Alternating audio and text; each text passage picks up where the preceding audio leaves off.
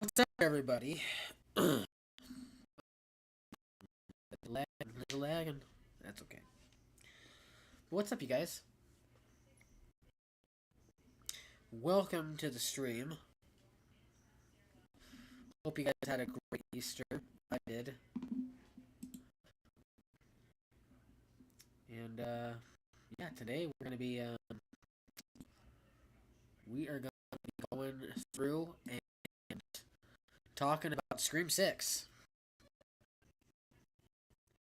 I have been talking about this for a while, but unfortunately, they decided to, you know, take me out the game before I had a chance to get my hands on it. So, thanks, Barbara. But yes, exactly what Barbara said. If you guys have not seen Scream 6, you probably don't want to sit in this stream because there's going to be a lot of spoilers, a lot of stuff, and yeah, there's going to be some stuff that's been revealed that you guys don't want to hear about. You haven't seen it yet. So, but yeah. Ah, my audio's a little choppy.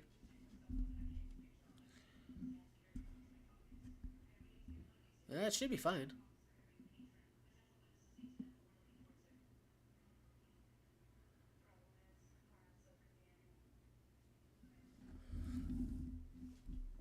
You've seen it, obviously, so you're safe. Yeah. Yeah, you guys, it's been a long time now that I think everybody's kind of seen it, but I just want to be safe, let everybody know. But yeah, yeah, I think my audio is fine. I think it's just I don't know. But yeah, so let's we're gonna get some music going here real quick. Oh, you know what I think it might be. There we go.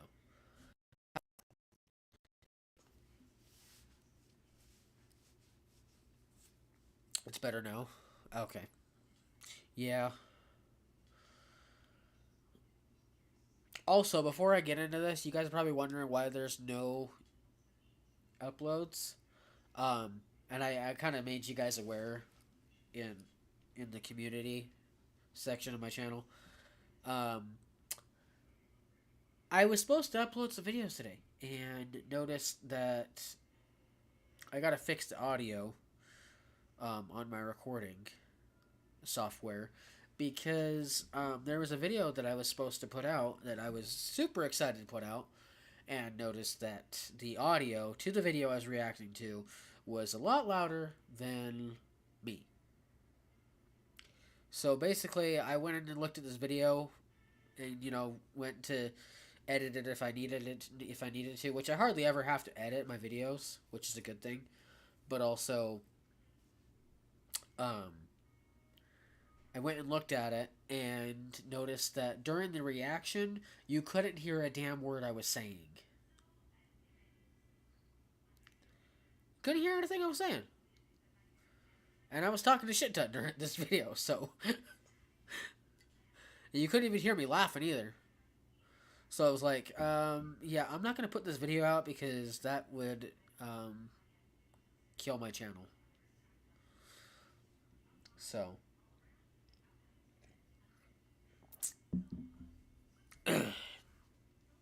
but yeah.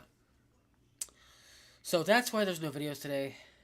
It'll be better. I will have some videos out tomorrow though because as soon as I get done with streaming tonight, I'm gonna go on my recording set and fix it.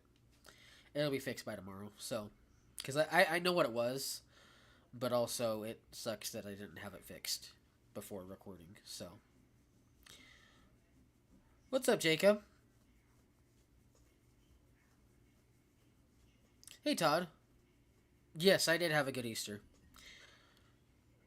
Took my daughter Easter egg hunting, and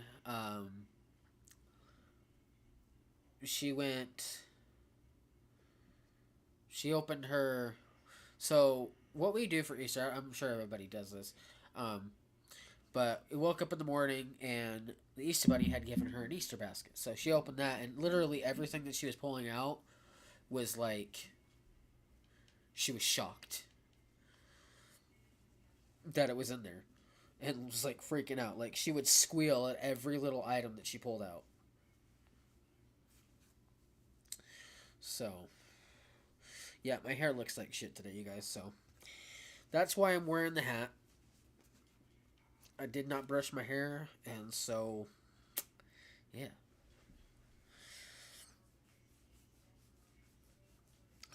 But, yeah. So, but anyway, so, I think we got enough people in here. So, we're gonna have a discussion, and we're gonna talk about this movie. So, judging by the thumbnail, and yes, I made that thumbnail by the way.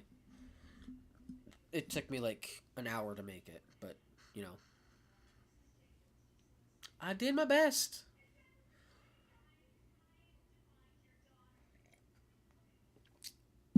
I tried to make it look like the original Scream,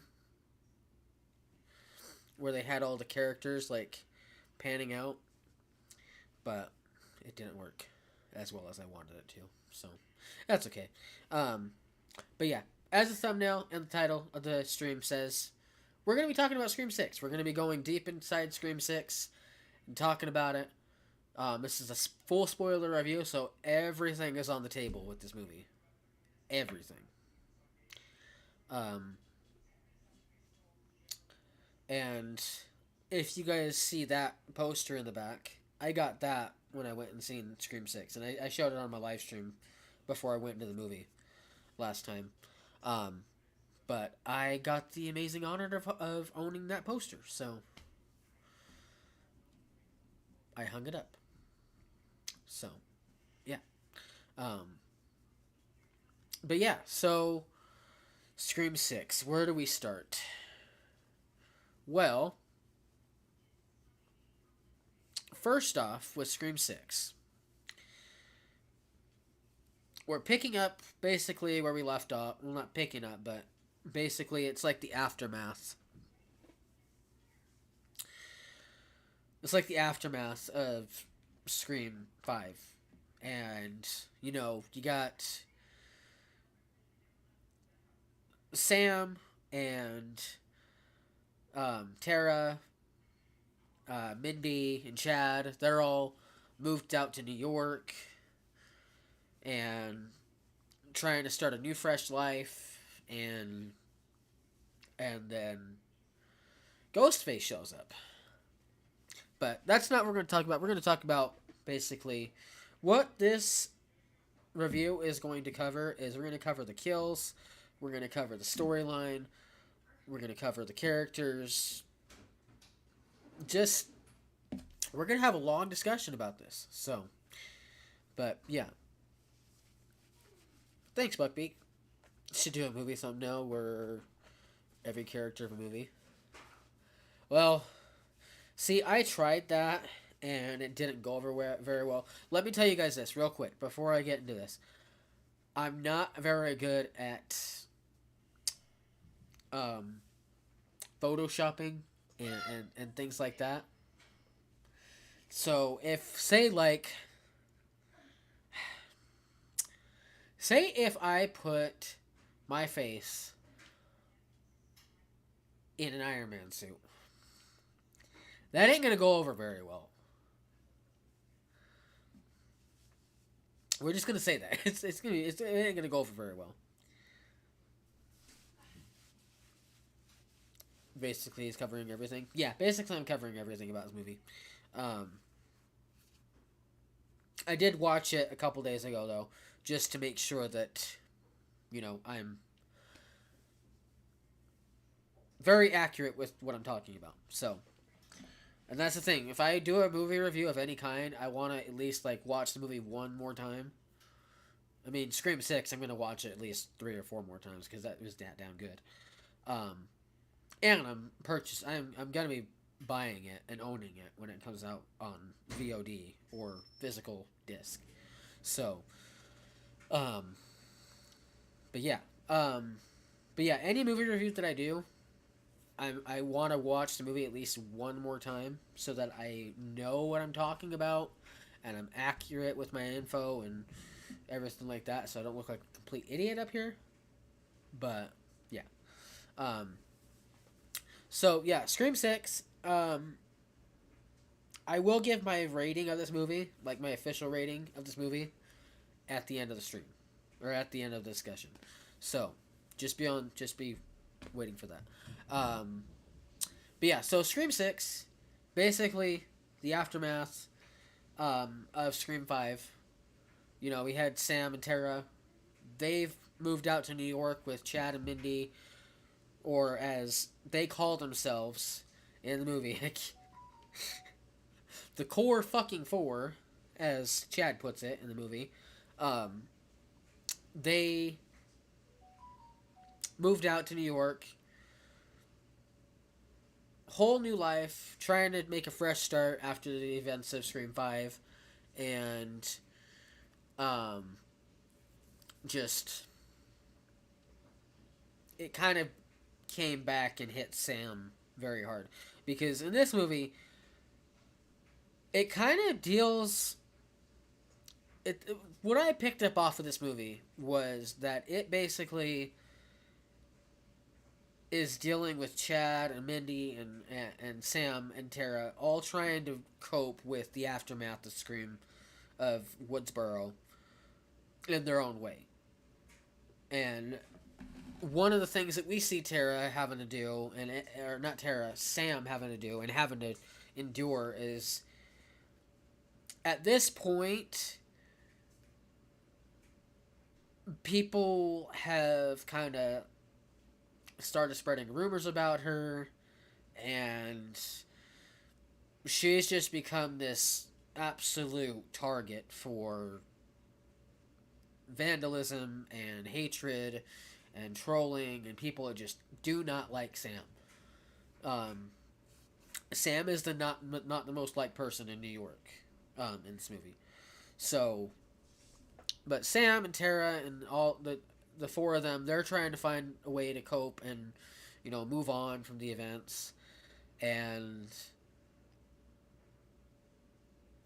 just the whole storyline and the way that they're dealing with things is absolute.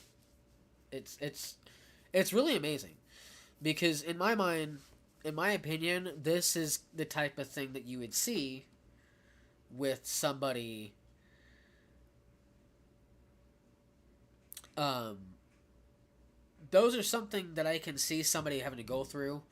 Those are the type of things that I see someone actually something actually happening because um, that type of thing can probably happen. You know, um, those rumors are related to the real life hatred of the actress at the time. Oh, really? Oh, I did not know that. Decided to play on the commentary. Okay, but um, so yeah, you've got they're all trying to find a way to cope with everything, and it just does not go over well with Sam on her side. Tara's trying to move on. She's trying to start college.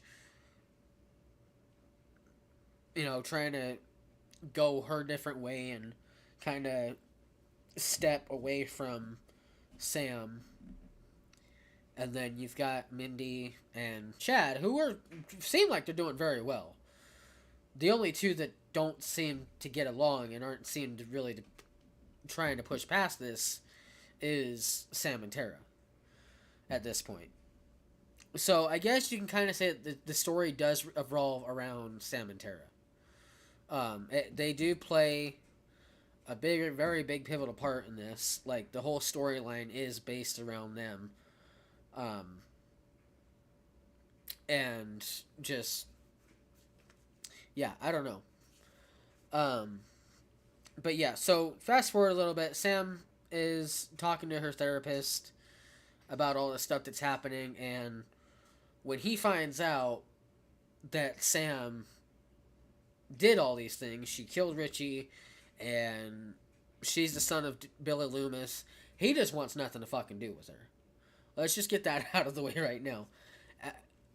After he had conducted this session with her and gets her to finally open up, and she talks about how she's related to Billy Loomis. She's Billy Loomis's daughter, and she killed her ex-boyfriend because he tried to kill her friends and her sister, and she killed him, and basically tells him that it felt right. And he at that point was like, okay, yeah, we're done here. You might want to get the fuck out because I don't want to see you anymore. That's basically what he said. I mean, he said it a little bit nicer. Well, not really, but basically that's what he said, was for her to just get the fuck out, because yeah. But so there's that, and you know, cut to different scene, and Sam's, basically keep up trying to keep Tara safe. She's kind of, I guess, what do I want to say? Oh, we got to go back a little bit after I talk about this part, because I just realized I missed a whole fucking segment of this movie. Um, so basically, um, you got Sam. She's trying to look after Tara and trying to move on past the whole fact that she's related to Billy Loomis, and that you know all the ghost face killings, and different things like that, and she's trying to move forward from that. And she's basically like Sam's mother at this point, or Tara's mother, because it's like, uh, because she's very protective, and very strict, and just not really letting Tara do anything crazy, or even borderline crazy, if that makes sense. And so, you know, um, her and Sam get in a fight, because Tara goes off to this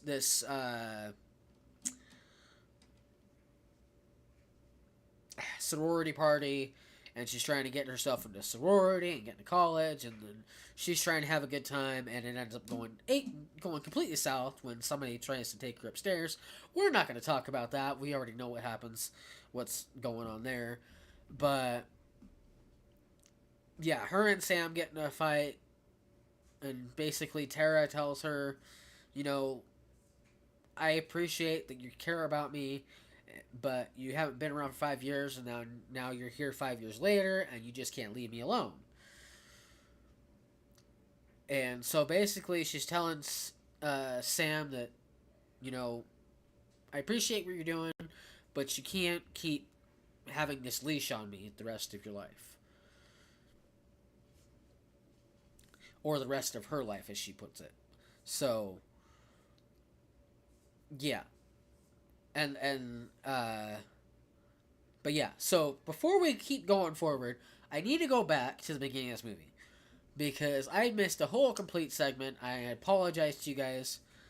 Um, I guess I was just going into the main story, but also the segment, the beginning of the movie is fucking killer, and basically plays into this. So, um, so Scream 6, the beginning of this movie, probably one of the best opening sequences I have ever seen. One of the best opening sequences of all time, of the entire franchise, aside from the original, because the original was fucking genius, and it was a completely unique and original idea by Wes Craven, and um, we just got to talk about this. So the beginning sequence, the beginning of this movie, you have this movie teacher, um, where she basically specializes in horror movies, and she teaches a class on them, and she's meeting this guy who's supposed to be, I guess, either her date, or somebody who's wanting to, you know, get into this college or meet up with the college professor. That's what she is. She's a college professor. She's hanging out at a bar, and basically, Ghostface finds a way to lure her in to a dark alley. He's kind of playing it very, very, very safe in what he's doing. He's asking, am I here? Is the building red on the outside?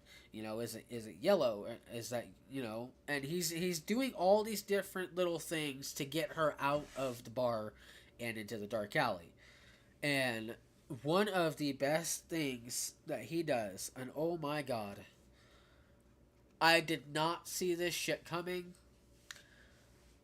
at all. I was expecting something to happen right outside the bar, and it didn't happen. But the way that it plays out is so fucking amazing. You see her go down the dark alley, and Ghostface is on the other line, but he's talking in his normal voice. The killer's talking in his normal voice. No voice changer, nothing like that.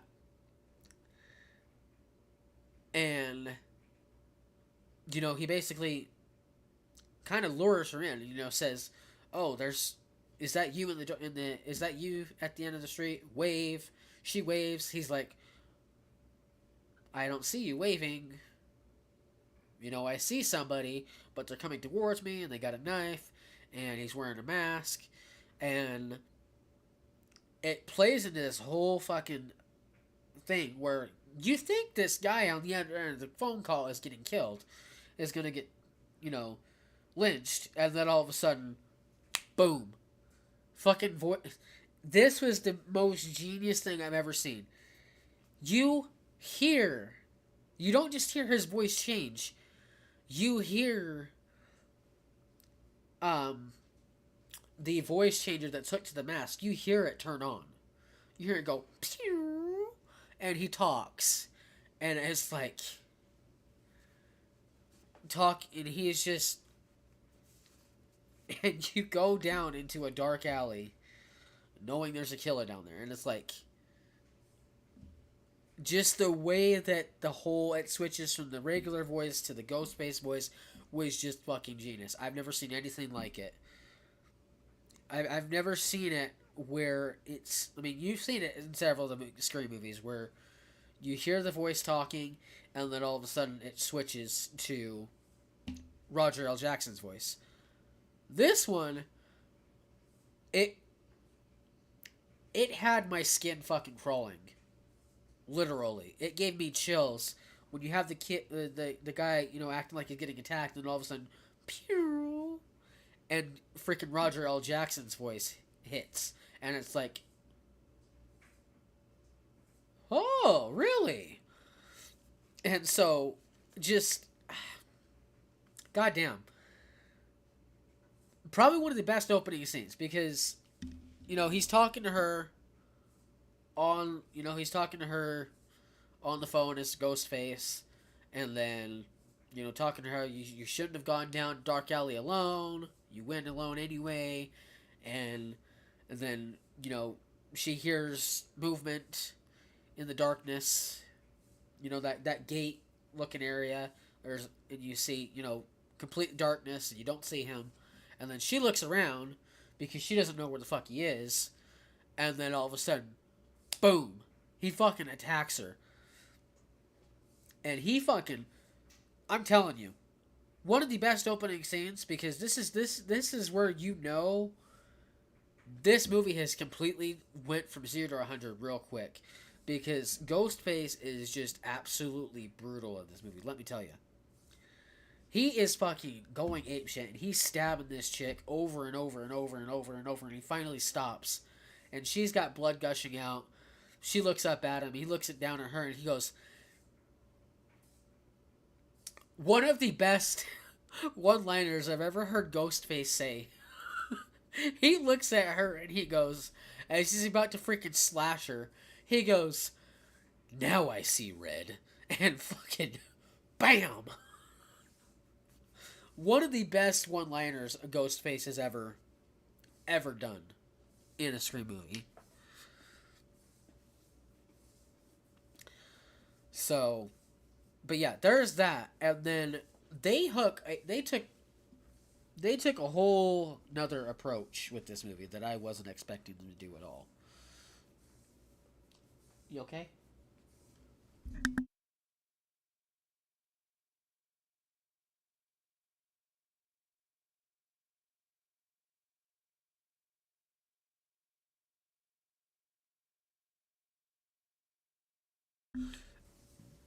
But yeah, so they went a whole different route with Ghostface in this one, and I was not expecting this. This shocked the hell out of me. Probably shocked the hell out of everybody in the theater. But basically, he crouches down, right? He crouches down, gets a good look at her, and then, boom. Fucking face reveal in the first, what, 10 minutes of the film? Automatic face reveal. That is one of the most shocking moments in Scream history that it's never been done until now. It has never been done in any of the Scream movies where Ghostface unmasks within the first 10 minutes of the film. Never been done. Usually you're always, Ghostface kills, and then you're kind of just trying to solve this and trying to figure out who's the killer. Which one could it be? Could it be this guy? Could it be this guy? And you're trying to figure this out. No, they didn't do that. They just fucking ripped the Band-Aid off right then and there. That this kid was one of the killers. And if you guys don't know who I'm talking about, I'm not, like I said, I'm not really good with actor names. I'm not. But if you've seen Spider-Man Homecoming, Spider-Man trilogy, you know who I'm talking about.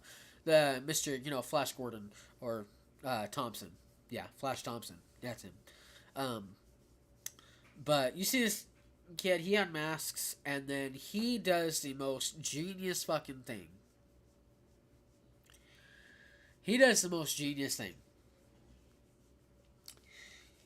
He goes to the dumpster, undresses out of the Ghostface costume, and walks out of that goddamn dark alley like nothing fucking happened.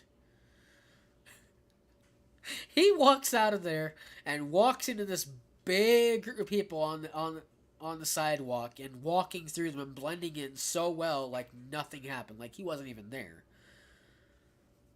Like, this kid was he took some risks with the whole dark alley scene, knowing there was tons of people walking around, but he also just walked out of there like he owned the place. Like, so, but, damn, one of the utmost, and we're not even done with the opening segment. Like, we still got a couple of other parts. So, but that was one of the best parts of the opening sequence. But anyway, this kid goes to his apartment, goes to his dorm, whatever, and, is going in, getting settled, and takes the mask out, and he opens this, like, cupboard area, this closet area, and it's a whole freaking, I don't know, fucking memorial for Stab, I guess. Or a tributary thing.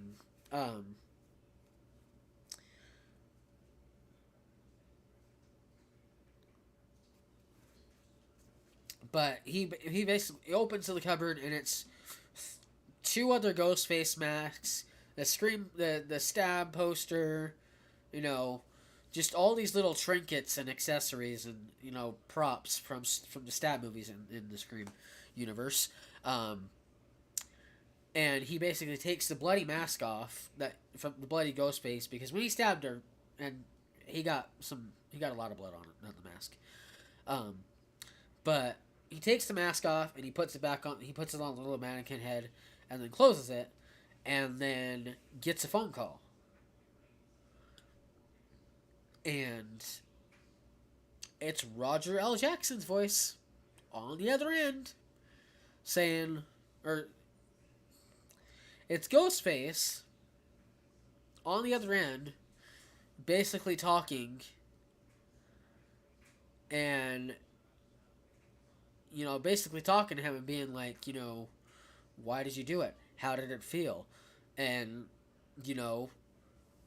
we have a certain formula we stick to, and things like that.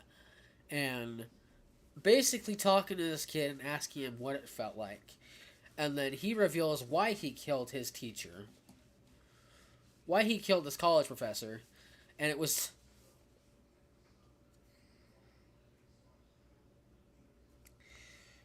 I will say this fucking thing made me laugh. What he says. He speaks into the phone without hesitation and says, "She gave me a C." I think he said she gave him a C on his assignment or something, or his essay, and I was like, that is the dumbest fucking thing I've ever heard in my life. And Ghostface on the other end of the phone is like, "Oh, so is that why you killed her?" And I'm like, I'm just sitting there like, what the oh, man. But, yeah. Um, cut forward a little bit. They're having this whole conversation, and, how long have we known each other, and saying a few other things. And, um, this is when Ghostface gets real dark. He goes, "If you can find me, I'll come out." And so this kid is spending, like, I don't know, 2.5 minutes going through the house and looking for his friend. And, he gets to the fridge. And as he gets to the fridge, you hear Ghostface go, "You're on fire." And he opens the fridge. It's his buddy in the fridge. So his buddy was never even talking to him on the phone. It was somebody else. And pretty much, Ghostface. Oh, Jason, that's his name. Thank you, Buck. Yeah, Jason and Greg. Yeah. So Jason's talking to Greg thinks he's talking to Greg on the phone, and he gets to the fridge, and Ghostface goes, "You're on fire." And he opens the fridge, and his buddy Greg is chopped up to fucking hell inside the fridge. And what's up, Lucas?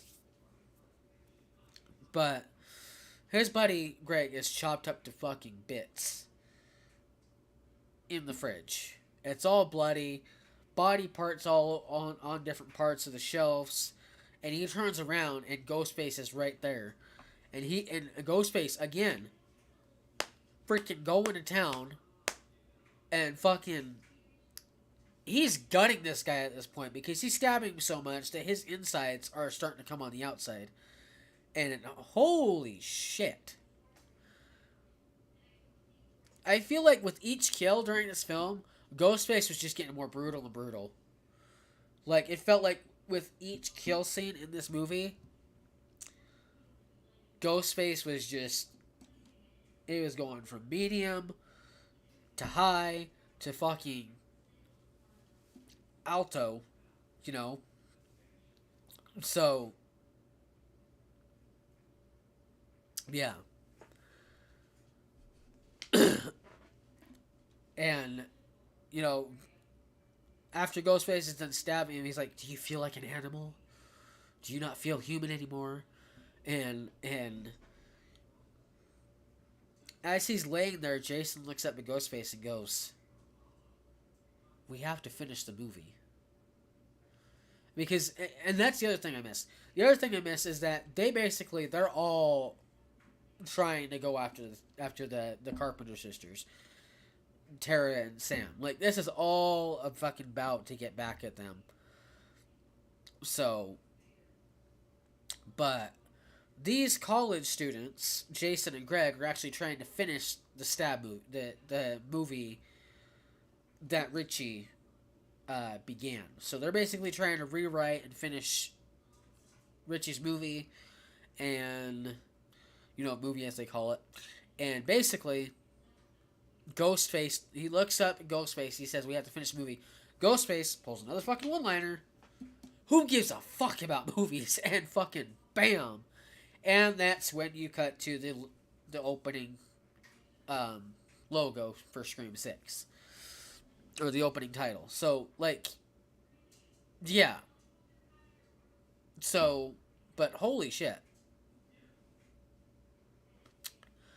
But yet, that scene, that whole opening sequence alone, there was twists and turns and shocking reveal.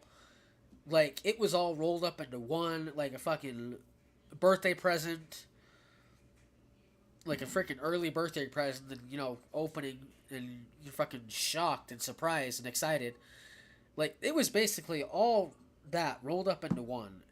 Like that opening sequence was the best out of all the original, off the all aside from the original opening sequence. Um, all this out of all the Scream openings during this franchise, this is probably the best one. Aside from the original to the opening to the original Scream, this is probably one of the best ones yet. Um, so yeah, that one, that opening surprised me. It shocked me. It a couple of times I was like, "What the fuck," you know? Because Ghostface is just fucking brutal in this movie. But so yeah. So that was the opening sequence. Now we're gonna go back to where I was before, and so after Sam and Tara have this fight, you know, um, and talking to each other, and you know, Sam just telling Tara that she's trying to look out for her and trying to take care of her, and Tara's like, I get that, I really do, but you can't do it for the rest of my life. You can't do it and keep me on chains this my whole life. And Tara's kind of ripping into Sam at this point, like kind of fucking ripping a hole. And so they have this whole freaking heated argument, and then somebody from out of nowhere fucking comes in with a cherry coke. That's what it was. Hey, I can remember that. Some chick out of nowhere comes with a cherry coke and fucking throws it on Sam, and Sam's about to freaking go to blows with this chick. Like, what the fuck is wrong with you? And they're about to get into it, and all the friends are Chad and everybody's trying to hold or Sam back, and Tara and all them walk off. And so it's like Sam, like I said, Sam is going through a really, really tough time. She's probably having the toughest time. She probably is having the toughest time in this movie, um, because she's going through a difficult time, having to realize that her dad is Billy Loomis, and all of this stuff that she was trying to get away from is coming back to haunt her, and coming back to and really biting her in the ass, which really sucks. Um, but yeah, and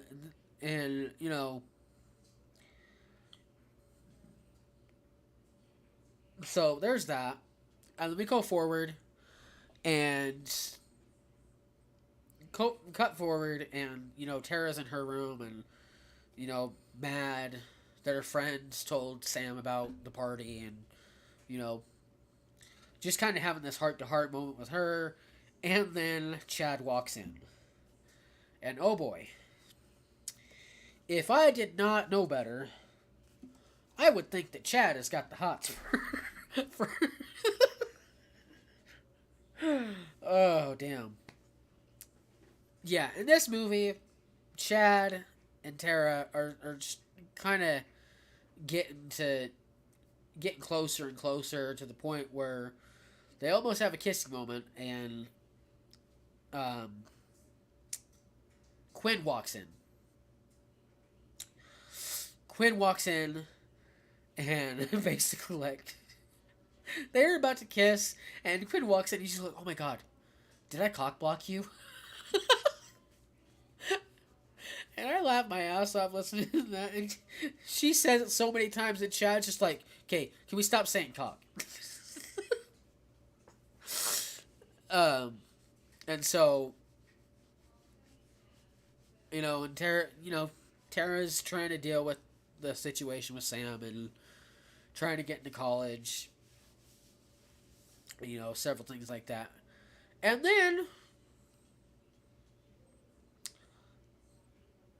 cut forward a little bit, and I say cut forward a little bit because I don't want to take up too much time, explaining the entire movie, but I want to explain the very big points in the movie, which, is basically what I've been kind of doing at this point. Um, but, um, cut forward a little bit, and they find out that Jason and Greg were killed, and basically that Ghostface is back. Um, you know, authorities found the whole setup in that little cupboard that I was telling you guys about. They find that whole setup with the stab poster, the ghost face mask, the blades, and um, which we're gonna get into a very very big thing here in a few minutes that I thought was fucking amazing. Um, so this is kind of where things start to pick up a little bit because Sam and Tara both realize that. Well, Sam basically really realizes that Ghostface is back. He's in New York. They didn't get away from it, so she basically says, "You know what? Pack up your shit. We're leaving." And like telling everybody, "Pack your bags. We're leaving. We're getting out of New York. We're moving again." And Tara's like, "Fuck no. How do you know if it's even him?" And you know, and Tara is just getting mad and pissed off, and just really, really pissed off that all of this is going on. And so, um, yeah. So now we're gonna cut forward even more because, well, not cut forward. Actually, we're not gonna cut forward even more because there's not a special part, but there's a part in this where Sam realizes, oh fuck, it really is him. Like we're deep in the shit. She gets a call from the chief of of the police department in New York from the chief of the NYPD. She gets a call from him, basically saying, "Hey, you need to come down here. We got your ID here at the scene." And she's like thinking, "Well, oh shit." And so her and Tara, they walk out, and I think this is part. Yeah, I think this is it. She tells Tara to go back, and Tara refuses, stubbornly refuses, like super stubborn. She refuses, so they both are taking a walk, and she gets a phone call. Looks down at her phone, and it's Richie's number. And I'm sitting here looking at this, and I'm like, wait just a fucking minute. Richie's dead. Like I was shocked when I seen Richie's face on the caller ID, and it says Richie.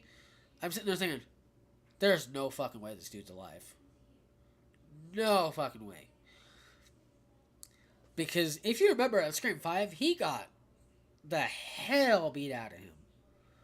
Like, holy shit. Like, Richie was toast at the end of Scream 5. So there's no possible way he could have come back. And so I'm sitting here looking at this, and Tara, Sam gets the call, and so she answers it. And it's Ghostface. Basically saying, I'm here in New York, and I ain't going nowhere. Um, but he's basically, saying, like, you should be thanking me because I got to them before they got to you, or I got to you before they did, and all these different things that, and basically saying that Tara and her should watch their backs because he is coming. And as this was another suspenseful scene because you see this guy in a hood, this big guy, he's not like a big guy, but he's kind of average build. He's walking down the sidewalk with a phone in his hand, and he's got a hoodie on, and you think, oh shit, is this him? And then out of nowhere, out of nowhere, this moment that Sam says, no, you need to watch your back. This was also a shocking scene because he did this in Scream 5 as well. Ghostface did this in Scream 5 because he killed Sheriff Hill. I think is that her name? No, Judy. Yeah. What year was the movie made? Which one? Scream 5 came out last year. In January of last year. And then Scream 6 came out March of this year. I think Scream 5 came out January 4th or the 14th, one of the two, of 2022. And then this year, Scream 6 came out March 10th. So I don't know, Lucas. Depending on which one you're talking about, um, but yeah. So man, but this scene because, like I said, in Scream 5, you guys remember Scream 5. He killed Sheriff Judy in broad daylight, outside her home, broad daylight, a whole neighborhood full of people, and he just did not give a fuck. And this is that same scenario. They're walking down busy streets of New York City, and Ghostface comes out of fucking nowhere, grabs Tara, and is about to kill her, and then Sam freaking knocks him on his ass, and they run. And he's doing this in a public area, and at this point you realize Ghostface just does not give a shit at this point. He wants Sam and Tara dead. So Sam and Tara, they bolt and go to the bodega. It's just it's a gas station, but they go to the bodega, run in there, or freaking out, telling the clerk and all these guys that are standing in line. They're telling him, they're telling him, oh yeah, there's a guy outside with the ghost face mask. Somebody's after us. They're gonna kill us. And Ghostface walks in. He walks in with the knife, the whole setup. He just does not give a fuck. He walks in, and this one guy who's got a whole bunch of shit in his hand turns around and looks at Ghostface. He's like, bro, we got a problem? And Ghostface fucking... I don't know, you guys. This is probably one of the most intense scenes in this movie. And it was shown in the trailer, too. Like, this is the gas station scene that was shown in the movie trailer. And they didn't show a whole lot in the trailer, but they showed more in this scene. Trust me. But basically, Ghostface is stabbing through people, and he's about to confront Tara and Sam, and freaking the clerk comes out of nowhere with the shotgun, and freaking pulls the trigger, and you see Ghostface. He looks at him, realizes he's got the shotgun, and I don't know how the fuck he did this. I don't know if he's like the Flash or what. But the guy freaking gun goes off and you see Ghostface just fucking. He just fucking. I you see him fucking zoom out of the way, and the guy takes out a goddamn fucking uh, turnstile with product on it, just fucking explode. And Ghostface is nowhere to be seen, and so this guy's walking around with a shotgun, and he basically says, "Go out the back, tell Sam and Tara get the fuck out because I got this guy. You guys go, get out of here, get to safety." And they're like, "Well, there's no key. We need the key. It's locked." And so he goes, "Oh shit!"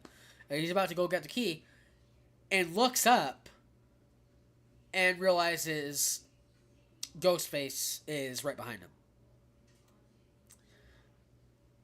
And fucking Ghostface, man. He stabs the guy, rips the shotgun as the guy's falling, rips the shotgun out of the guy's hand, and he, without hesitation, without skipping a beat, pulls the trigger. This guy is begging for his life, and without missing a beat, Ghostface pulls the goddamn trigger. And it was like a goddamn bomb went off. Because, fuck. It was like a goddamn bomb went off, and Sam and Tara realized this is bad. And so they run, they're hiding behind shelves, and Ghostface is, popping off rounds into the freezers, into the cooler, into shelves. And, Sam and Tara, they're crawling behind a shelf nearby. He has no idea. Well, they're hiding on the end cap of one shelf, of one aisle. Sam and Tara are both cowering, and Sam sees a busted open can of beer, and so she grabs the dented can, or the destroyed can, whatever. She grabs it, throws it into another direction, and Ghostface looks in that direction, and obviously in every horror movie something like this happens where they come up with the bright idea to throw an object in another direction, and you see the killer go that way. So he does that, and then they're crawling, trying to get past him. And it's the most fucking intense scene of this movie, you guys. Like, absolutely fucking intense. Sam and Tara, they're crawling, and Sam or Tara, I don't know which one does it, but they make a crackle with a piece of glass. And they stop. And Sam looks in between the cracks. And you've seen this in the trailer. If you guys have watched the trailer, you see this part. She looks in between the cracks of the two shelves. There's a little opening. She looks in between it. And Ghostface, he turns around and she realizes, oh, fuck. They take that shelf and they shove that bitch right on top of Ghostface. They shove that bitch right on him. and enough for them to freaking get out. So they run out, and the police finally show up, and Ghostface books it. He is nowhere to be found, and the only thing left behind, and we'll talk about this later, but the only thing left behind is a fucking mask. Is the mask, and but yeah, the only thing left behind is a mask, and so that's when the chief of police, he takes him to the police station, talks to him, basically questioning him and interrogating them, and they're basically providing all their alibis, where they were, when they were. He shows Sam gets really irritated because he shows her a video that's posted online of her going at somebody. They didn't show the part where I guess they edited out to make it look like she was just attacking for no reason, and basically showed part of the video when she got this soda thrown on her. So, um, yeah, they're basically, talking and interrogating. He's talking about how he pulled her file and, things like that. And that's when he gets stopped in the middle of the interrogation and told that the FBI is here. And, they want partial jurisdiction or something like that. Um,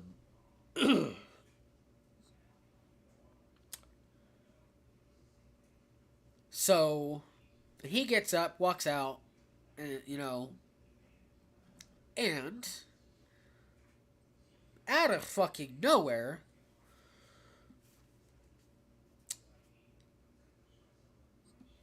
it's Kirby, you guys. Kirby's back. He goes out and he goes into his office, and Kirby's sitting right there. And I was like, holy shit, how the fuck is she still alive? And I will say, out of Scream 4, I did like Kirby. Kirby was one of probably the better characters in that movie. But like I said, the original cast in Scream 4, plus, I guess, Kirby, like I said, is probably all the movie had going for it. And that was it. So, I mean, the kills were all right, but they weren't anything to talk about, or brag about. I guess I don't fucking know. But anyway, yeah, Kirby's back, you guys. So Kirby's find out she's in the FBI, and she wants to help out and find Ghostface, and talking about how she has a special interest. She takes a special interest in Ghostface, and the Ghostface killings, and she reunites, I guess, with Sam and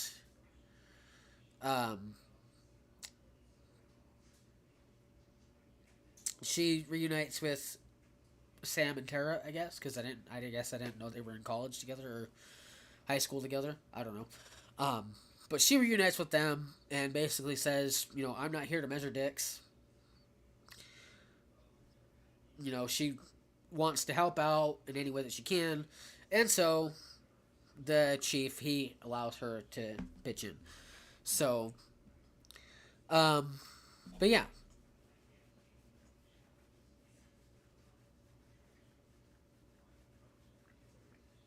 I really like that. That makes a lot of sense for this franchise. What do you mean that Curry's back, or like the FBI agent, or what do you mean?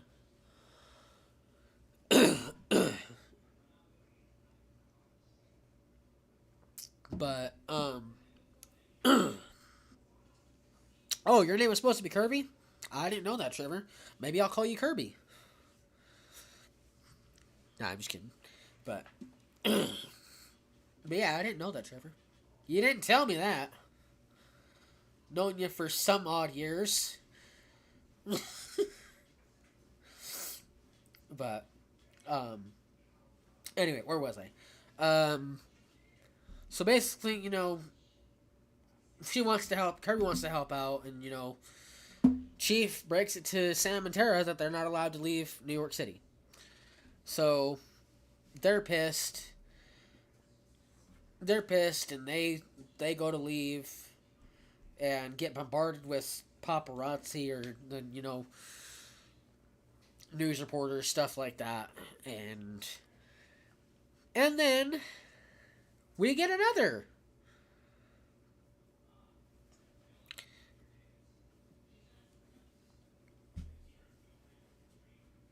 In fact, she's an FBI agent since the police force is a heavy press. Well, yeah, you got me there. That actually does make sense, Buckbeak. That actually does make a lot of sense. But, what was I gonna say? Oh yeah, so they're getting bombarded with news reporters, and you know, um,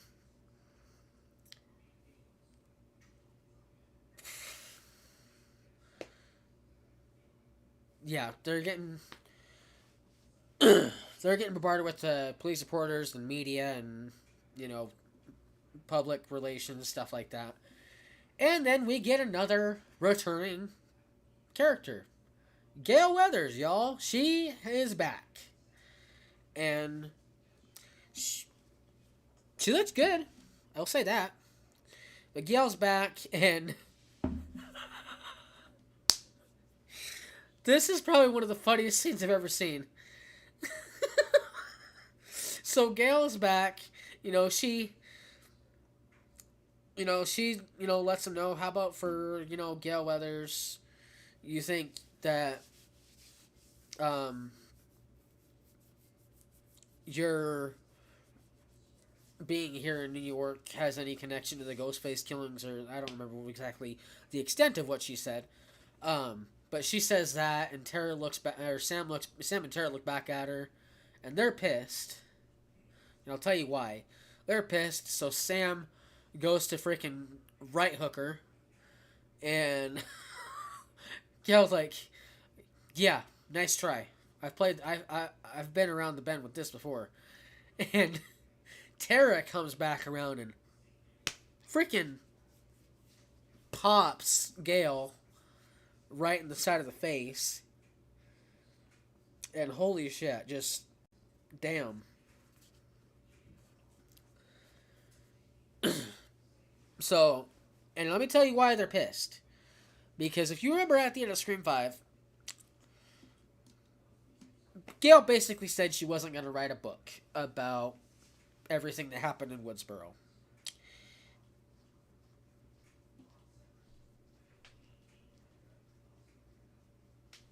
So, at the end of Scream 5, Gail said she wasn't going to write another book. She was going to write a one about Dewey, and um, she wasn't going to write about Woodsboro and Sam and Tara and what happened with them. And come to find out, she did. She wrote a book about Sam and Tara and what went on in Woodsboro, and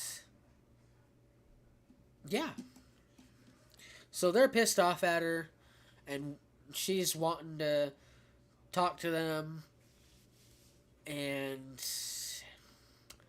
they're no longer on good terms. So, um, but yeah, um, so there's that. Now this is where I get kind of lost a little bit. I don't know why, because I just lost my train of thought.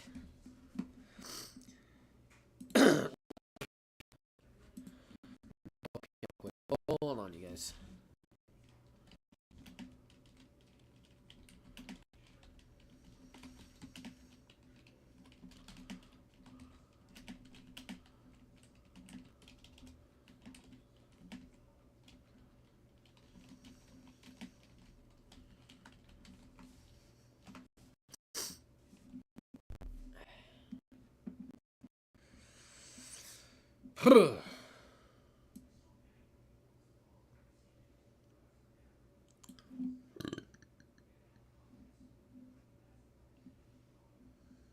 Yeah. So,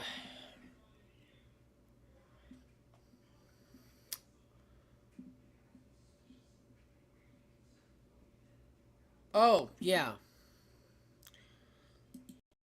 No, I don't think that's what it is. Okay, so we're gonna just kind of go through this movie now. Um,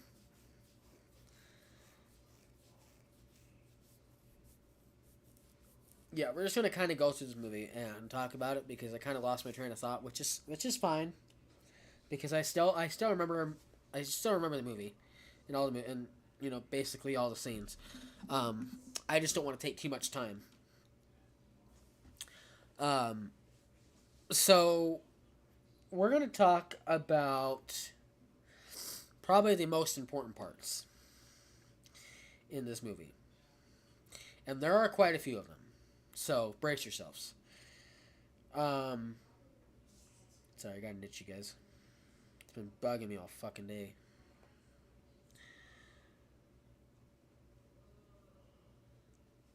So,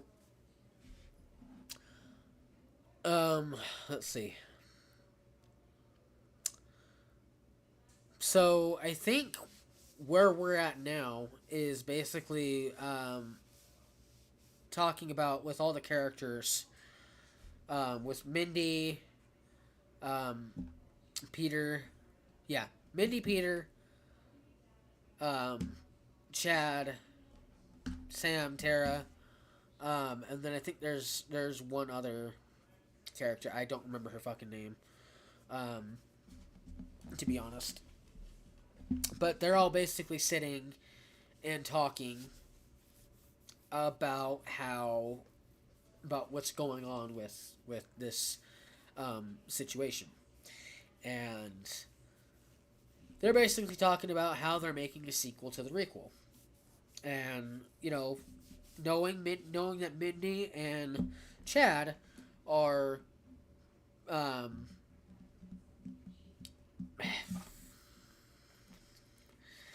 uh,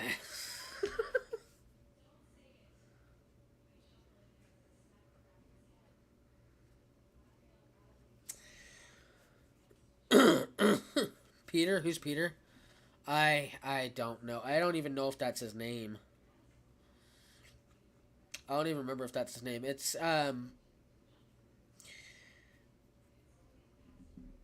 you find out at the end that he's somebody's somebody's brother.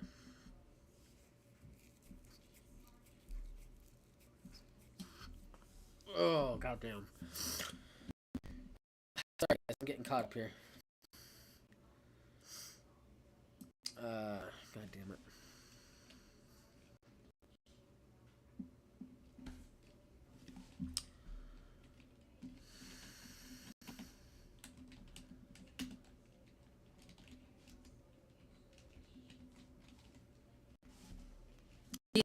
That I'm an idiot.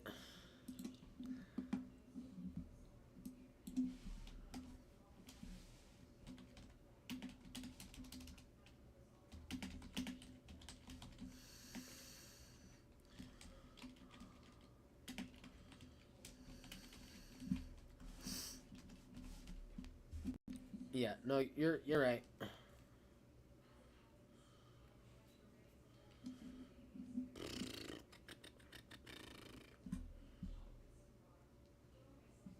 Oh, yeah. So basically, they're all outside campus or whatever, talking to each other, and knowing that Mindy and Chad are Randy's niece and nephew,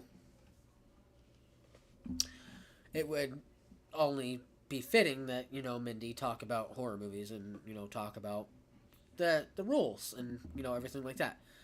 And basically, you find out that basically everybody is a suspect. Everyone, aside from what she said, aside from um, Chad, Mindy, Sam, and Tara. And then Quinn and Mindy's girlfriend, they turn it around and be like, okay, well,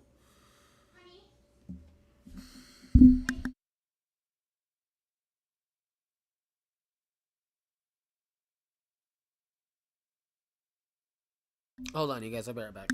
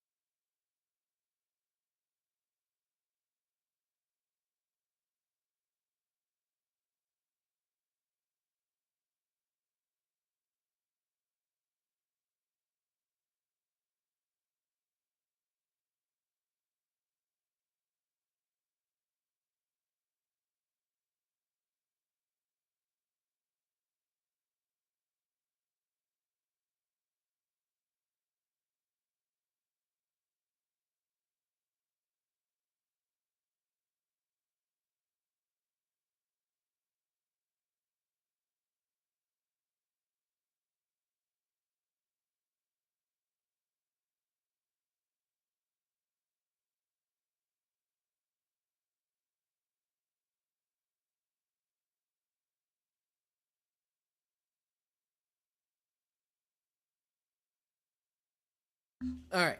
Sorry, you guys. My daughter woke up, so I had to go lay her back down. Um, but anyway, so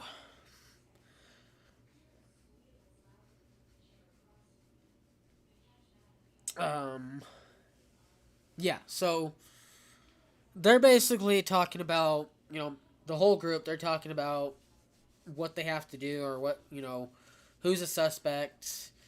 Um, and basically talking about the rules. Talking about never trust a love interest, like do we said in Scream 5, and basically that everybody is a suspect now. Um, so yeah, that would have been interesting. Peter Griffin and the Big Apple, right?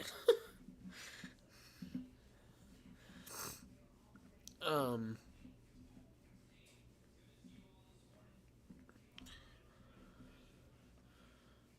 am I okay? Yeah, I'm okay, Kelly. I'm all right.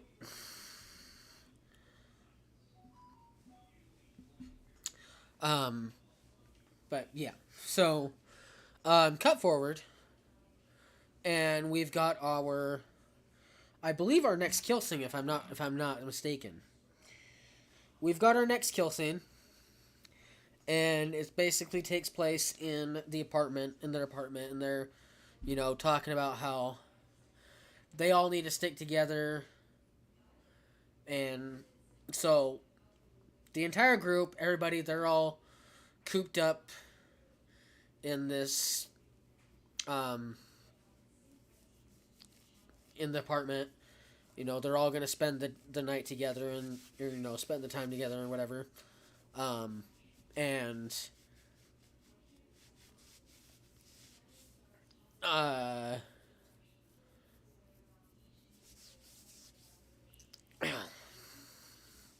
sorry, guys. And you're basically finding out that Sam is the number one suspect, and so um, yeah, you're basically finding out that Sam is the number one suspect, and so Sam and Tara have this big moment, this kind of heartfelt moment where you know Sam's gonna be there for her, and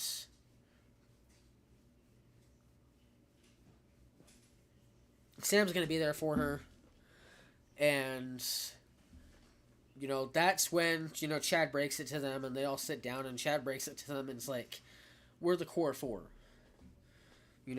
Nobody hates Sam. Basically, reassuring Sam that nobody hates her, and so kind of this heartfelt moment, kind of this emotional moment with the entire group, and um, that's when this next kill scene happens. Well, supposed kill scene. This next kill scene happens. Um, Quinn's in her bedroom, and um, you also find out that Sam has a potential boyfriend, and he lives in the apartment across from Sam, or lives in the building across from Sam, and Ghostface shows up. Ghostface shows up in in Quinn's room, and Sam's boyfriend sees him, and is basically like, "Bro, I'm gonna fuck you up, and I see you." And Ghostface does not give a shit, and he's just standing there, and that's when Sam and Tara and Chad and Mindy, they're all sitting down at the table and talking and laughing, and they hear Danny or Donnie.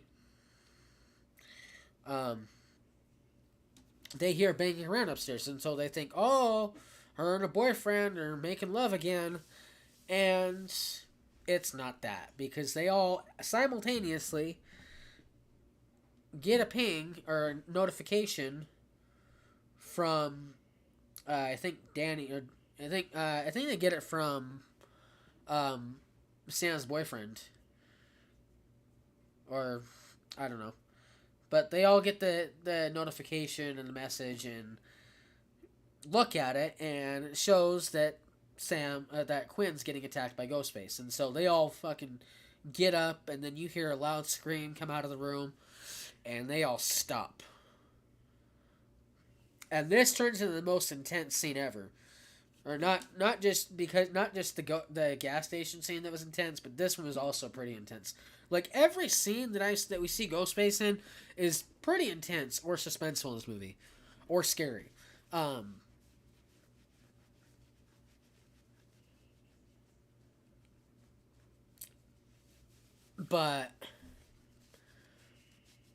basically, they're all freaking shocked and holding each other and just kind of huddled up together because Ghostface is in the house or in the apartment, and the door busts open and Quinn falls out and she's dead, and Ghostface walks out, and that's when Chad and Tara, they run. Sam goes to find a knife. All the knives have been taken out, so she has no fucking weapon except for the knife holder. And Mindy gets slashed and cut. And then her girlfriend gets stabbed. And Ghostface starts pulling up with the knife and starts trying to cut her open.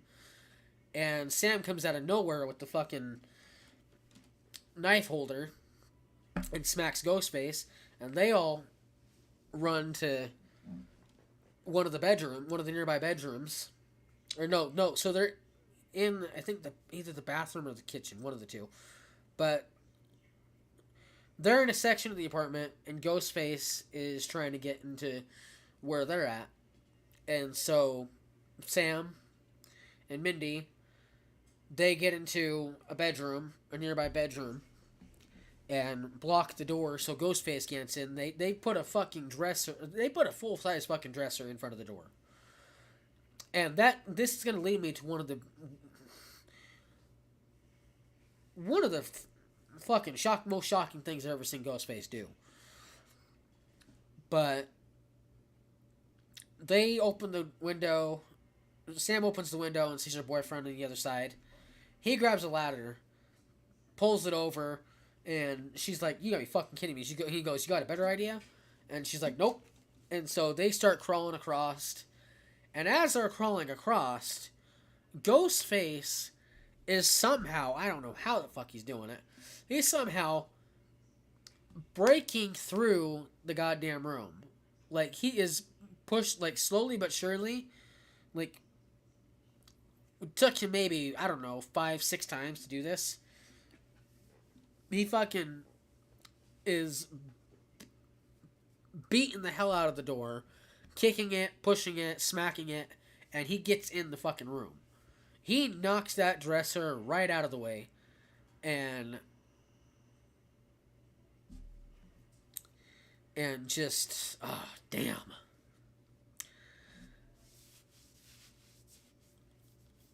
Just, damn. Ghostface gets in the room, and Mindy's girlfriend is on the ladder. She's trying to crawl across. She's scared, so she stops. And then Ghostface shows up at the other end of the ladder. And he this motherfucker, I'm telling you, he just does not give a shit in this movie. He doesn't give two fucks about anybody in this movie. I mean, not that he ever did, but you know what I mean. He actually legitimately in this movie does not give a fuck about where he's at. That's the whole reason that I like this movie so much and that I enjoy this movie so much, is because Ghostface takes so many risks. He's doing things in public. He's doing things, where people can see him. Like, he just doesn't care. And so he goes at the end of the ladder. He's on the other end of the ladder.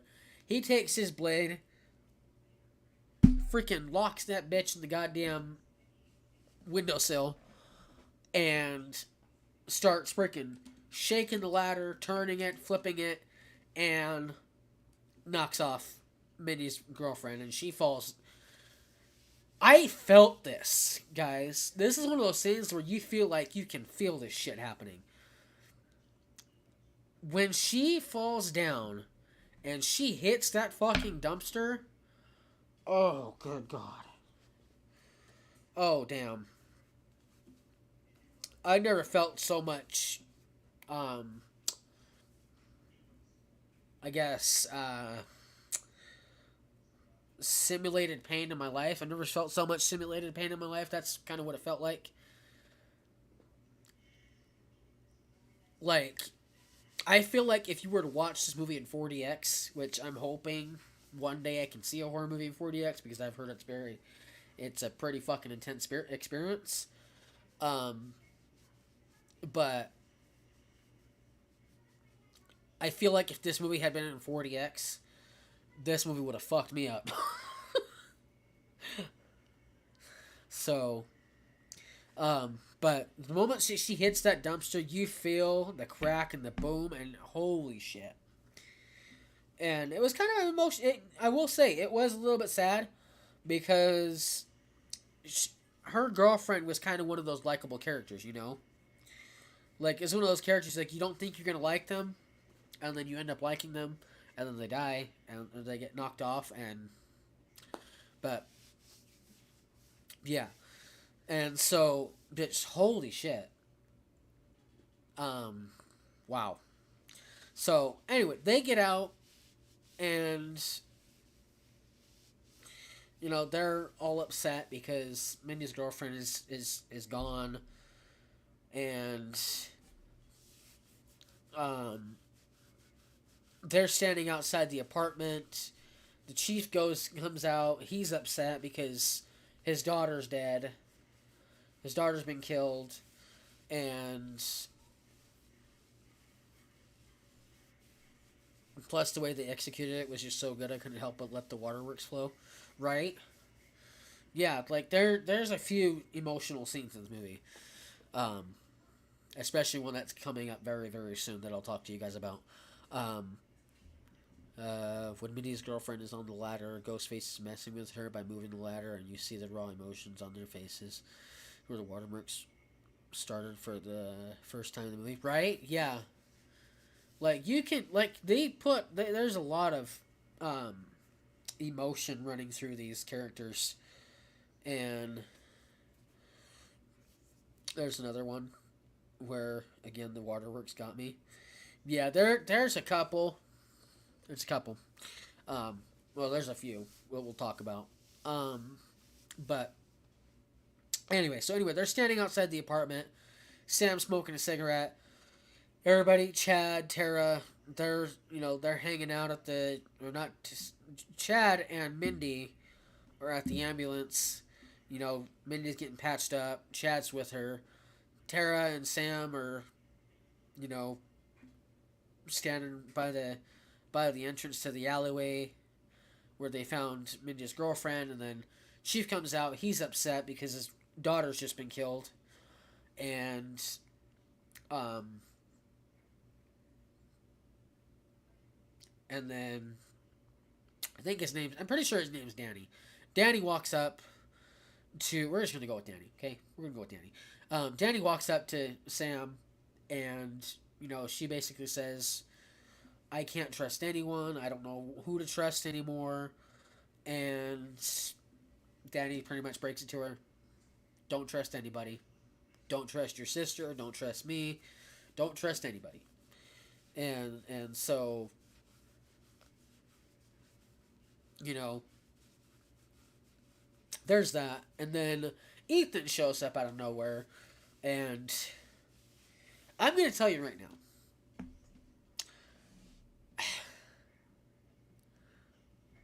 This is one of the things that I had a problem with. I had a little problem with because it was almost predictable with one of the characters. I had a feeling the entire movie. I don't know how. I don't know why.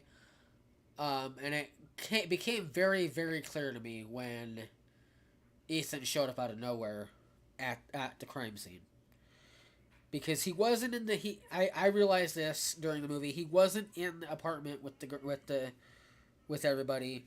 He was out doing God knows what, and he shows up out of nowhere at the crime scene, and everybody's like, "Yeah, hey man, just so you know, you're suspect number fucking one right now." And Mindy basically put it out to him. Basically, you're at the top of my fucking list. So, they're all pissed off at him and suspecting him. And like I said, I don't know how, I don't know why, but I had a feeling throughout this movie that Ethan was one of the killers. I don't know if it was just the vibe he gave off. I don't know if it was just the way that he looked. I don't know. It just came very predictable. It became very obvious. Um, and that's one of the little things that I had a problem with in this movie. That's only one of the little things that I had a problem with this movie. Um, but but yeah. So um, yeah. So anyway, let's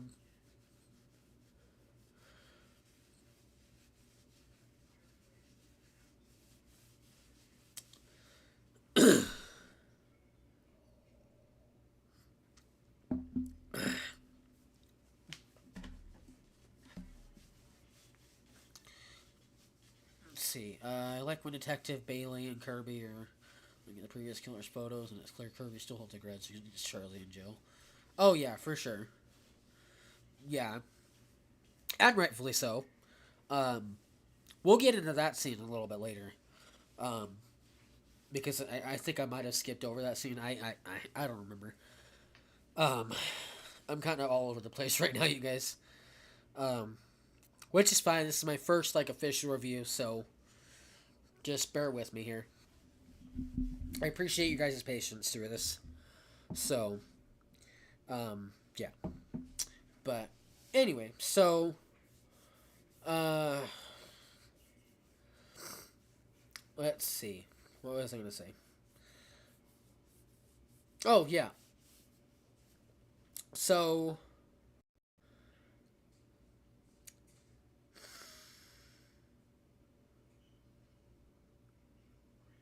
was gonna say. Yeah. So I think Kirby shows up. She's paired the stereotype of eating a donut. LOL. Oh, I remember that one. Yep, I remember that. um. So, anyway, so this whole scene's going on, and then, um,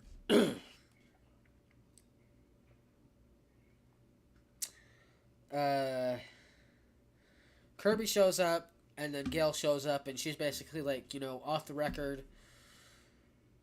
I'm here to help. I'm here as me, not as a reporter, not as anybody. I'm here to help. And so Sam finally was like, okay, need your help. I can take it. And that's when um that's when Gail breaks it to him is like she's like, I found something you guys might want to take a look at. Like, you guys are gonna want to see this. We gotta go take a look at it right now. And basically makes Kirby look like a dumbass, which I don't like. Because I still think Kirby's pretty cool at the end of the day. But the fact that Gail made her look like a complete dumbass. Um, Gail finds this super fucking big. Stop recording. Why is this thing recording? That sucks. Um,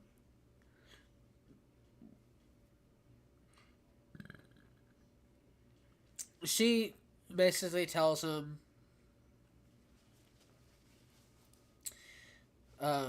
She basically tells him, I found this place. It was under these kids' names, Jason and Greg. Um, and we need to go take a look at it. So Kirby, Bailey, the group, they go and look at it. And it's an entire fucking cultivated shrine of just every Ghostface killer. Everybody from um,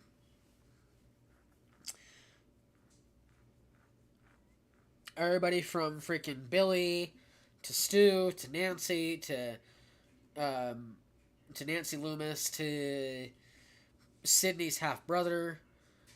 Like it was all there. Everything was there. Jill's, you know, you know, all the little knickknacks and props, or not props, but all the evidence, all the little different things, the knives, the costumes, just everything from every single Scream movie was there. And I thought it was a really beautiful scene and a really beautiful um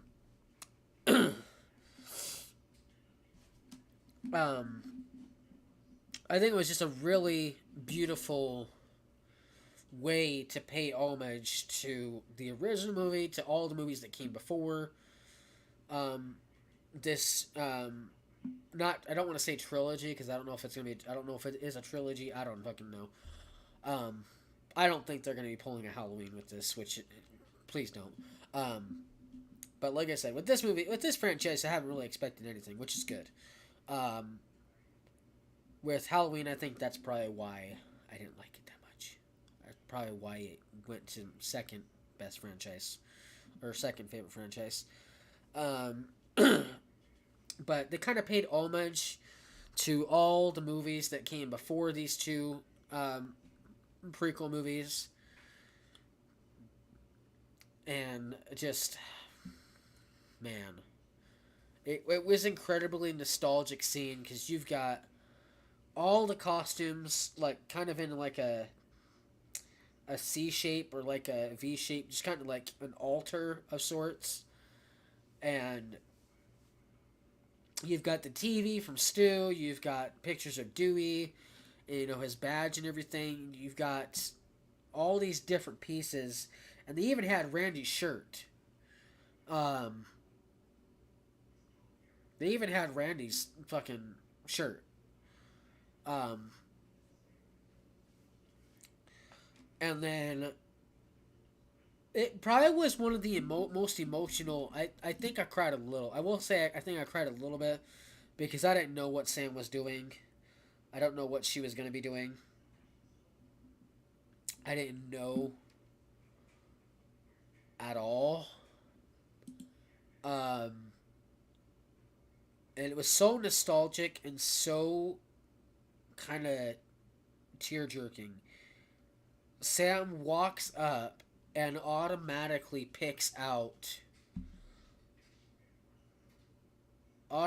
sees the very first costume, Ghostface costume, in the middle, like right smack in the middle. It says Billy Loomis, her father's blade, the costume he wore, and just man, it was just really amazing, nostalgic, emotional, and I felt like it was a little bit. It was sad for Sam to see that too, because you know this whole time she's trying to get past all this, and then is brought into this big room where pieces of her father are there, and so you know she walks up and she sees the knife, and you know you see Billy's ghost show up behind her, and he goes, "This is cool, huh?" And she puts her hand on the glass of the display case, and then Tara shows up and she's like, "Sam, what are you doing?" And like, and you can see at this point like Tara's starting to suspect something with Sam, but also she's starting to show really great concern for her sister. And So it's like, I don't know. Um, so, but yeah, so they basically come up with a plan um, to try and lure Ghostface out. So we're cutting a little bit further. So they basically, I think they take all that evidence out of there. Um, they take all the costumes and the things like that, or maybe they didn't. I don't fucking remember that part. That's one part I'm a little foggy on. Um, but basically they come up with this plan. Kirby and Gale and everybody, they come up with this plan to try and lure Ghostface out. So they have Sam and Tara. They go out into the field, and all the masks are missing. Yeah, that's one thing I want to talk about. We'll talk about that at the end because like I said, I did skip out that part. But I also do want to talk about that part because that's something that I really want to talk about. Um, um, but anyway, so they make a plan to try and lure Ghostface out. So Sam and Tara, they're at the park. Detective Bailey, he's got his wire on, and hat, and they're trying, they're monitoring Sam and Tara, making sure they don't get hurt, and um, basically using them as bait. Kirby and Mindy and Chad, and Ethan, they're all in a van across the way, listening in on the conversation, trying to pinpoint where Ghostface is, trying to see if they can catch him, or if he's gonna slip. And that's when Sam gets the phone call from Richie's phone. So she picks up. Ghostface is like, he basically says, I know what you guys are up to, and it's not gonna work. Only it does work, but also not the way that they wanted it to. So Kirby's trying to pinpoint his location and then finds out he's at Gale's apartment. He's in Gale's apartment. So Sam and Tara, they realize, oh shit, we should have kept her with us. We should have all stuck together. They take Detective Bailey's car and they freaking book it to Gale's apartment. And this is one of the most intense, not nostalgic, but intense. I will say it is probably more intense than the Dewey scene, which I'm going to talk about that at the end. We're gonna have to talk about that at the end, as well. But it's probably one of the most intense and suspenseful scenes and action packed scenes with or thrilling scenes with Gale with an original character in Ghostface. Um, so fast forward, and um, we come into Gail's apartment, and Gail's sitting on the couch. She's having a martini or something. I don't know what the fuck she's drinking, and she gets a phone call, and her boyfriend or bodyguard or whoever answers the phone, and she goes, "Who is it?" And he says it's the killer. And so she grabs the phone. She's talking to Ghostface, and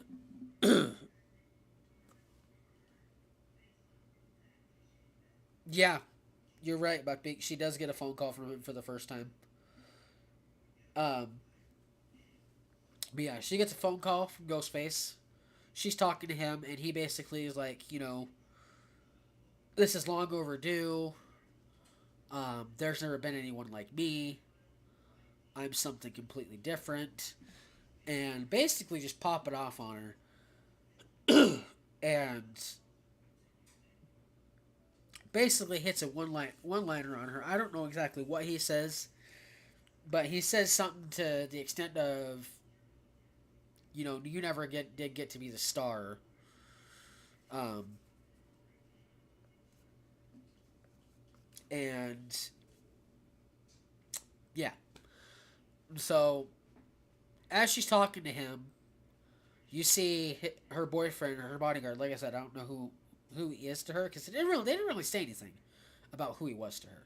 So he's walking out of the air, walking up, and Ghostface pops out of nowhere, grabs his ass, pulls him back, kills him. And as she's talking, as she's listening, her boyfriend or whoever comes to the goddamn shelving and breaks through the glass, comes through this fucking shelving. He's dead. Ghostface comes out of nowhere, comes from behind, and does that classic, cleaning of the blade. He comes out of nowhere, does that, and then it's just a full-on intense scene. Gail and him are fighting. He's trying to get her. She fucking is beat in the beginning. She's actually beating the hell out of him. She hasn't gotten stabbed. She's fighting him. He's trying to get to her, and she goes into her room. She finally gets into a room, and he's banging on the door and trying to get inside. She opens this gun case that she has, pulls the gun out, and starts popping off rounds into the door. And then it's like completely silent. She's trying to figure out where he is, and um, and then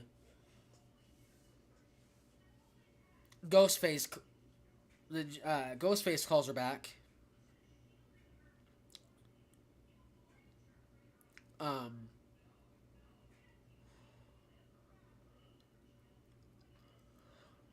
but Ghostface calls her back, and she's like, you miss me. And then she's like, oh, really? And then she goes, did I? And she goes, oh, no, maybe you didn't miss me. Maybe you hit me. You win. Okay, you win. I'm going down to the bottom floor now. And she gets this fucking genius idea. This actually made me laugh my ass off, guys. I I laughed my ass off watching this scene, this whole part that she did. He's talking to her, and she basically goes, "Can you hold for just a moment?" And you hear Ghost, "What?" He goes, "Wait, what?"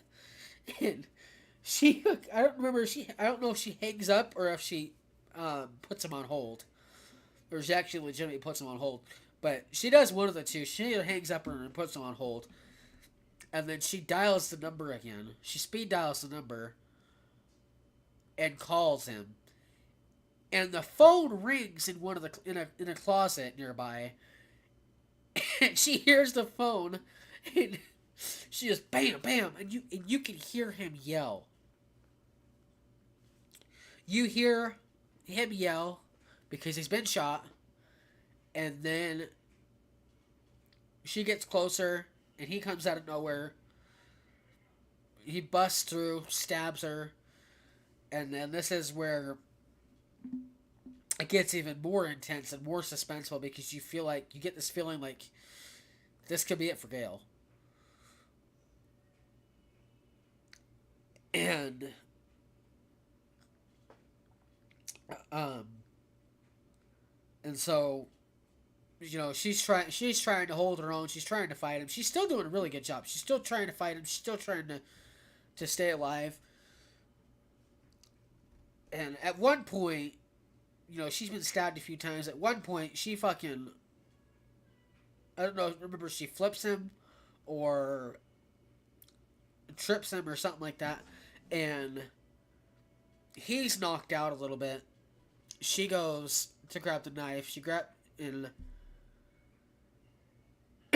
she grabs it. She's about to stab him, and then he grabs a piece of glass and freaking stabs her. So she's down. He grabs the knife. He's about to stab her in the face, too. He has it right above her eye. And she says that same thing that Wes said in Scream 5. She looks up and she goes, "Fuck you!" And she's trying to hold it, and then Sam and Tara come just in the nick of time as he's about to freaking kill her, and she goes, "Hey, ghost!" And she goes, "Hey, fuckface!" And she gets the gun, and I feel like this is something that would have happened in real life because she gets it up, but it's so like rushed. Like she doesn't feel like she has enough time to like fully grab the gun, and so she grabs it and starts popping off rounds, and Ghostface runs, and then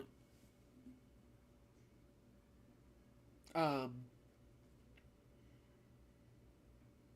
this is like I said, this is another emotional scene because we think she's about to die, you know, and um, yeah, you think she's about to die. Gail's laying down there, bleeding out, and she goes, "Tell Sydney he didn't get me." And she basically closes her eyes for what we feel like is the last time we'll see Gail Weathers. And there's this whole emotional scene there. The paramedics come in, they're trying to revive her. Sam's crying and Tara's holding her back. And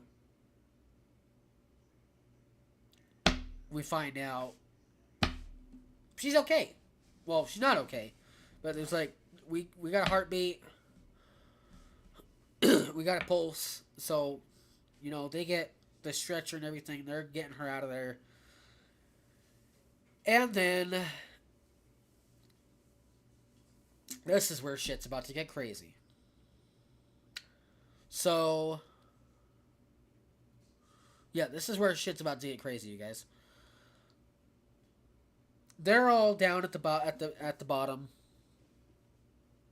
just sitting down, and another emotional scene hits because at this point it feels like Sam has given up. She basically is like, what if he gets to win this time? And basically is like willing to sacrifice herself. She's basically like, if I have to die so that my friends and my sister can live, then I'm willing to take that bullet. And um, it just it was kind of it was I'm not gonna lie, it was emotional for me because um, you don't ever wish that on somebody, especially, and I know it's a movie, but you don't ever wish that on somebody, no matter what kind of pain they cause, no matter what kind of problem they've caused or what's been going on in their lives. You don't ever wish that on somebody. And so, but yeah, like she's ready to just turn herself in, get it out of the way, and then um, Tara's like, no, that's not an option. We're all in this together. We're the core fucking four. We're a team. And that's when Kirby pulls out the biggest goddamn tearjerker line I've ever heard. She says, "No, we're not just a team. We're a family." And then they're like, "Yeah, we're the core fucking four." And so they're all like, "You know what? We're gonna do this together. We're gonna find a way to get. We're gonna find a way to end this." And so basically, they come up with the idea. They want to take Ghostface back to that shrine. They want to lure him into there and kill him. They want to lure him back to his place of origin, I guess, in this movie, to his place of origin, which is this shrine. They want to lure him back there and execute him. And they basically call Detective Bailey, let him know what's going on. And they're like, "Are you in?" And he basically, "Let's kill this son of a bitch." Like at this point, him being a police officer and the law and everything like that, it has gone out the window. He's like, "You know what? Fuck it. He killed my daughter. I'm taking the law into my own hands. So he does that, which fucking was amazing. I've never seen somebody just fucking been like, yeah, you know what? Fuck it, this guy's gone. And so Kirby, um, Mindy, Ethan, Chad, Tara, Sam, they're all headed down to back to the basement area, that little shrine, that little auditorium area, whatever. So they get down, they're all the way down, and they decide to take the subway, which leads to one of the most horrific, intense, suspenseful, chilling moments of this film.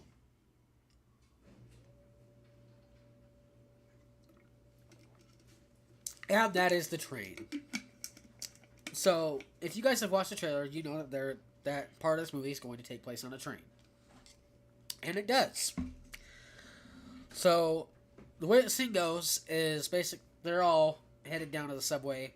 They head down to the subway, they get on the train.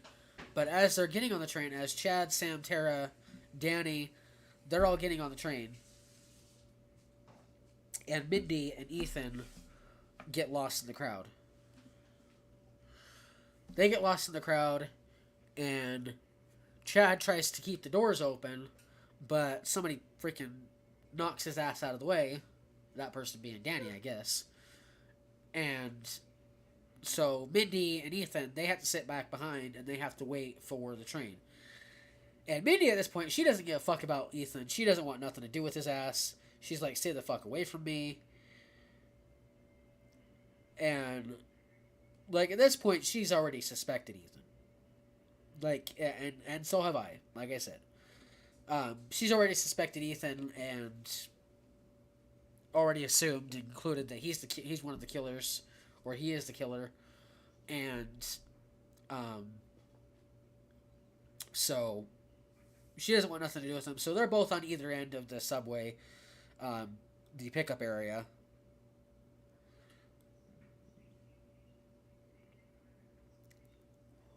And Mindy and Ethan, they finally get on a train. And this is where like I said, this is one of the like, I wasn't really scared of the scene, but I was also, it was very shocking and intense. And it was a freaking killer scene. It's probably one of these, it was probably one of the scariest scenes of this movie. Probably the scariest. And honestly, with this horror film, you've never really seen it. It's more of like a thriller. Like, Scream has always been more of like a thriller because it's kind of like a murder mystery, mysterious killer. You know, it's a horror film, but it's always been more thrilling than scary, if that makes sense. But this scene alone was probably the most terrifying scene in the Scream franchise. And it was actually legitimately terrifying. Like I said, I wasn't really so much terrified as, what's the word for it? What's the word for it?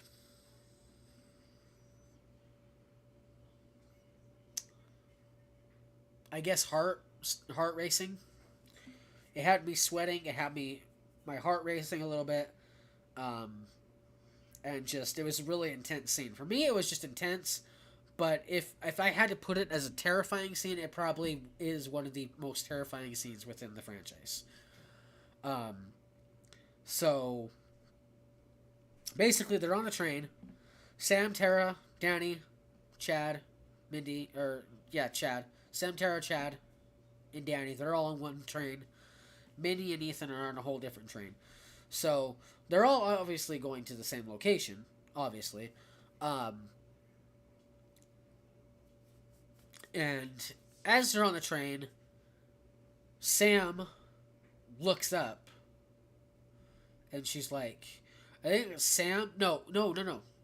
Um, Chad looks up and he's like, "Shit, guys." And Sam, Danny, Tara, they all look and realize, "Oh shit." There's like at least on their train alone. There's at least 4 or 5 ghost faces, ghost face costumes on the train, and so they're like, how many stops do we have? And they're like 10. They got 10 stops before they get to their destination, and as they're sitting there, they see, you know, they're looking, and um, you see this whole crowd of people that goes back and forth, and then as they're going back and forth, you see one of the ghost faces, which looks to be Ghostface himself. You see him standing right there, looking dead on straight at um, Tara, at the group. You see him looking dead straight at them, and he's just still as a fucking statue. Like, he is that fucking terrifying in this scene. He's just standing there, looking dead on. And so, they have nowhere to go, and they're just trying to, hopefully, they're trying to hold out as long as they can, hoping that he's not going to get any of them. And this ghost face on their train turns out to not be him, because he walks up, and as he's walking up, you think he's about to freaking lynch one of them, and Danny walks up in front of him, and then this ghost face, he just fucking turns right and walks out off the train. And so they're like, well, did Danny scare him off, or like what? Which at this point of the movie, I very much doubt that Danny would scare anybody.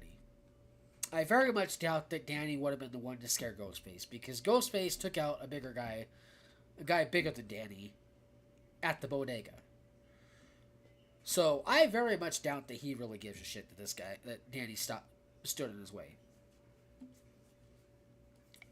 So, but yeah. So with that being said, now we cut over to Mindy and the train that Mindy and Ethan are on, and Mindy's standing on one side of the train. Ethan's on another. She keeps looking back at Ethan. Ethan looks back at her. And at this point, it hit me. Ethan is one of the fucking killers. He's got to be one of the killers. He's got to be the killer. Got to be one of them. Because he looks dead on at her with an expressionless face. Like, there was no expression on his face at all. I don't know if it was the curly hair in his face or what. But he was looking at her with no expression whatsoever on his face. And I was like, you know what? This guy's it.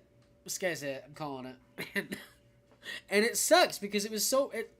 I feel like with this character, it was so predictable for me that he's the killer. And I'll tell you, you'll see. I don't know. I'll talk to you guys about it in a sec, or in a few minutes. We're almost to the end of this film. But Mindy's on the train. Like I said, she's on one side, Ethan's on one side. She looks back at him. She looks at him. He looks back at her. And she kind of goes to the side to get away from him, so she... or is kind of pushed to the side because people are getting in her way, and she's like, fuck you. And so she's not happy, and Ethan's trying to look for her, like, he can't see her anymore, and so he's trying to figure out where the hell she is, and she basically essentially gets pushed to the very back of the train, of this cart or the train that she's on. And so, as she's sitting back there, she sees a couple Ghostface costumes, and one of the guys fucking scares the fuck out of her. Like, one of the ghost faces, like, he just fucking jumps up out of nowhere and scares the shit out of her, and she's like, sorry. And she gets to the back of the train cart, and then she looks down, and you see a hooded figure, which is essentially a ghost face. You see the mask, you see the hood, you see the cloak that he's wearing, and you see him, he's just sitting there, and then this is where that intense scene comes in, you guys. This is where another intense scene comes in, and probably, like I said, suspenseful and terrifying. The lights flicker on and off, right? They flicker on and off, and as they're flickering on and off, they flicker back on. And Ghostface, he's sitting there, right? He's still sitting there in the same exact spot, but his face is no longer facing down. His face is shot right at Mindy. Like, he is looking dead on at Mindy at this point. The lights flicker back on and off again, and they flicker back on. He's now standing up and looking at Mindy still. And like I said, and Buckbeak, you are right on this. This was a very well executed scene, because it was terrifying, it was suspenseful, and it was damn, holy shit. But you have several moments where these lights are flickering on and off, right? And what makes this scene such a terrifying and atmospheric and horrifying, I guess, scene is the fact that with each little, like, flicker every 5 seconds, you see Ghostface getting closer and closer and closer to Mindy. And Mindy's starting to freak out because she's like, oh shit, this has got to be him, because he's getting awfully goddamn close to her. And so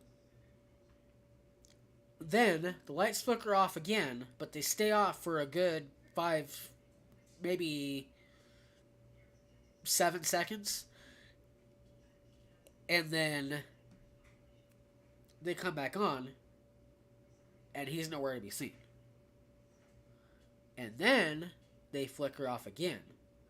And when they come back on, Ghostface pops up out of nowhere and stabs her. And he stabs her about, he stabs her about 3 times. And has his hand on her mouth, holding her mouth, so she can't scream. And stabs her about 3 times. She looks to the left, thinking somebody's going to see. Nobody's seen.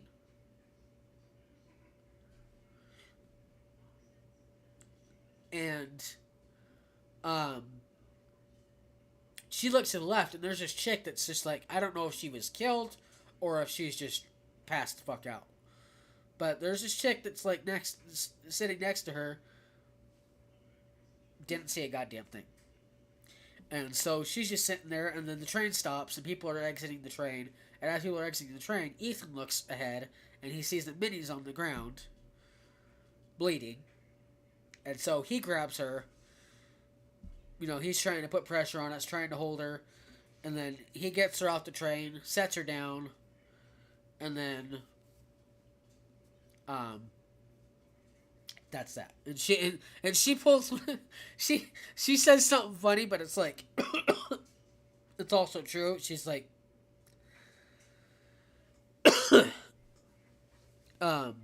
but she's sitting down, and her fucking words that come out of her mouth is, I hate this franchise.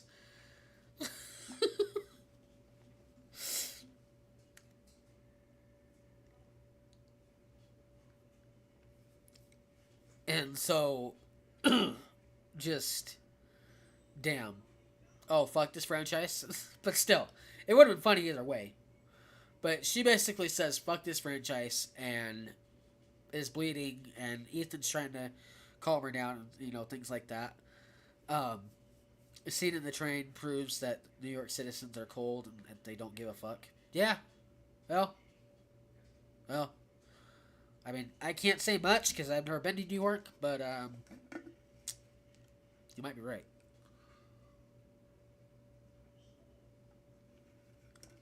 Um,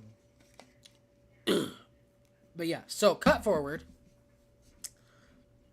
We've got Gail and Mindy who are out of the picture. Obviously, they're in the hospital. Um, but cut forward, and Sam, Tara, Chad, Kirby, they all make it to the shrine, back to the shrine, and they Kirby's basically given the rundown of this cage that they've got, which is called, essentially they call it a kill box, and what they're basically going to try and do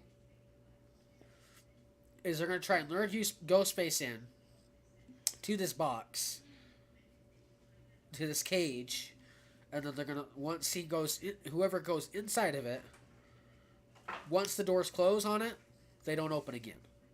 What are you talking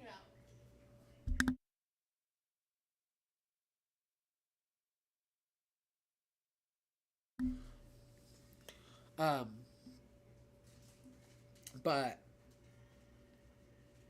basically, they're saying that they're gonna lure him into this cage, and once the doors close on either side, they're not gonna open again, and they're basically gonna kill him from there. And so then obviously, Kirby's like, well, I have the only gun here. I'm the only one that's certified to use it. And, things of that nature. And then, um, what was it? Oh, yeah. Sam walks up to her dad's display case where his costume is, or where his cloak is. She opens it and takes the knife,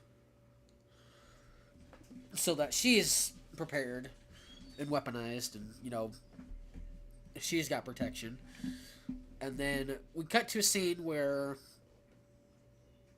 um, Tara and Chad, they're in like this old movie theater type area. The whole building was an old movie theater. What?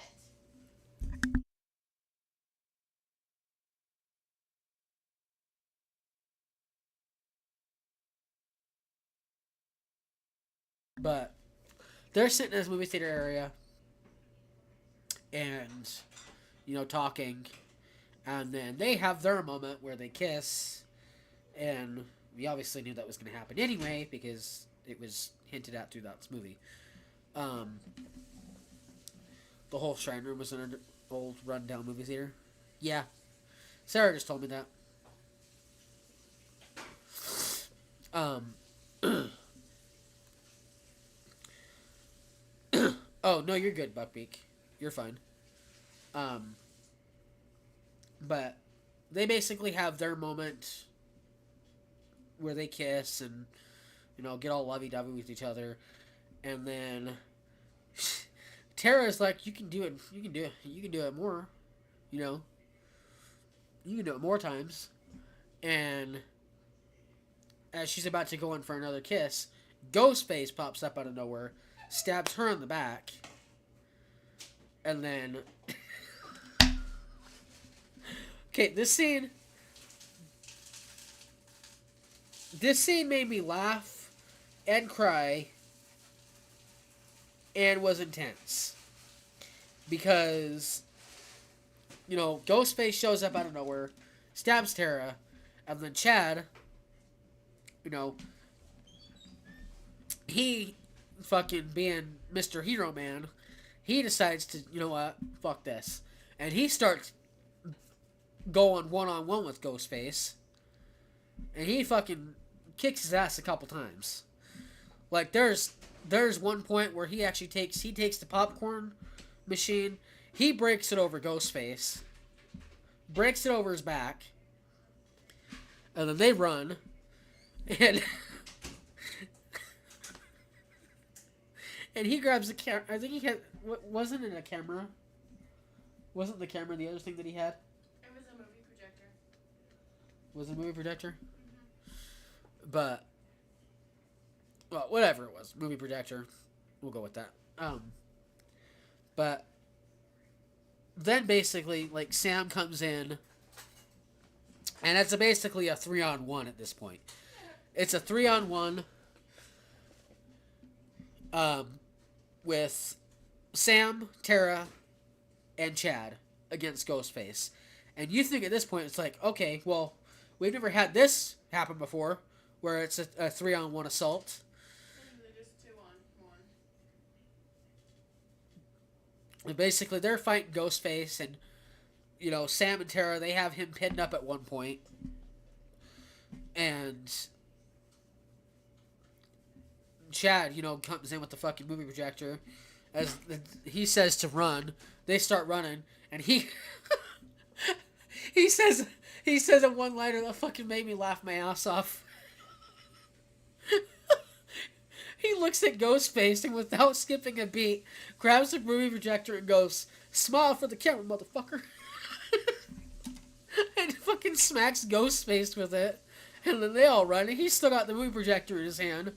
And they're running through this long hallway to the auditorium, to where the auditorium is, or to where the auditorium area is. They're running, and as they're running, Chad's like, "Keep going," and he turns back. Ghostface is running, and he fucking takes the movie projector and he fucking launches it and hits Ghostface again. And they all run. And so, then we get out to this part, and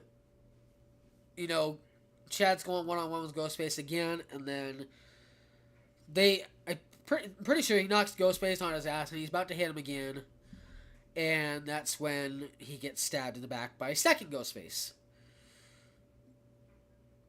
And this was another emotional scene and sad scene. Both Ghostfaces at this point, we know they're here. They pick up Chad, grab him by both his arms, and they were just fucking unloading on him, guys. They kept freaking laying into him 20, 30 times, stabbing him, and he's just watching. There's Sam and Tara are just watching in horror as their best friend is being freaking turned into a goddamn man-witch. And holy fucking shit. Like, it was crazy. And then the fucking epic thing that they did, when they got done with Chad and he fell to the floor, they turn around, look at Sam and Tara, and in synchronized motion, clean off their blades. And I was like, damn. And so they run, and they're trying to figure out. They run, and get Sam and Tara. They get to the shrine room, and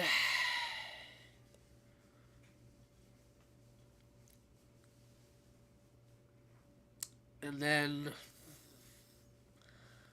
this is where the big reveal comes in, you guys. Now, I will say, there is a part in this segment, where they think that Kirby's the killer, but she's not.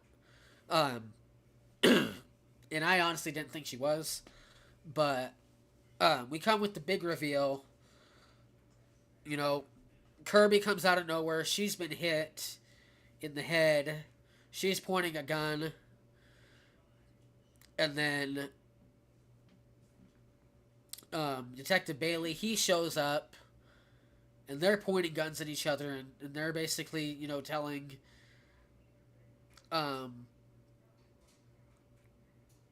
telling Detective Bailey, saying that Kirby's the killer, and that Kirby's yelling back saying, "Don't listen to him, don't listen to them." or don't listen to him, and you know, um, so Ghostface is coming up behind Bailey, and you think he's gonna get fucking lynched, and Kirby goes to shoot him, and Detective Bailey shoots her. Detective Bailey shoots her, and then we got the big reveal. Detective Bailey, you son of a bitch. You find out that Detective Bailey, he's one of the killer. He's behind all of it, and he says, "Good job" to Ghostface behind him. Ghostface number one behind him, and says, "Good job, you did good, proud of you both." And you see both Ghostfaces show up behind him, and then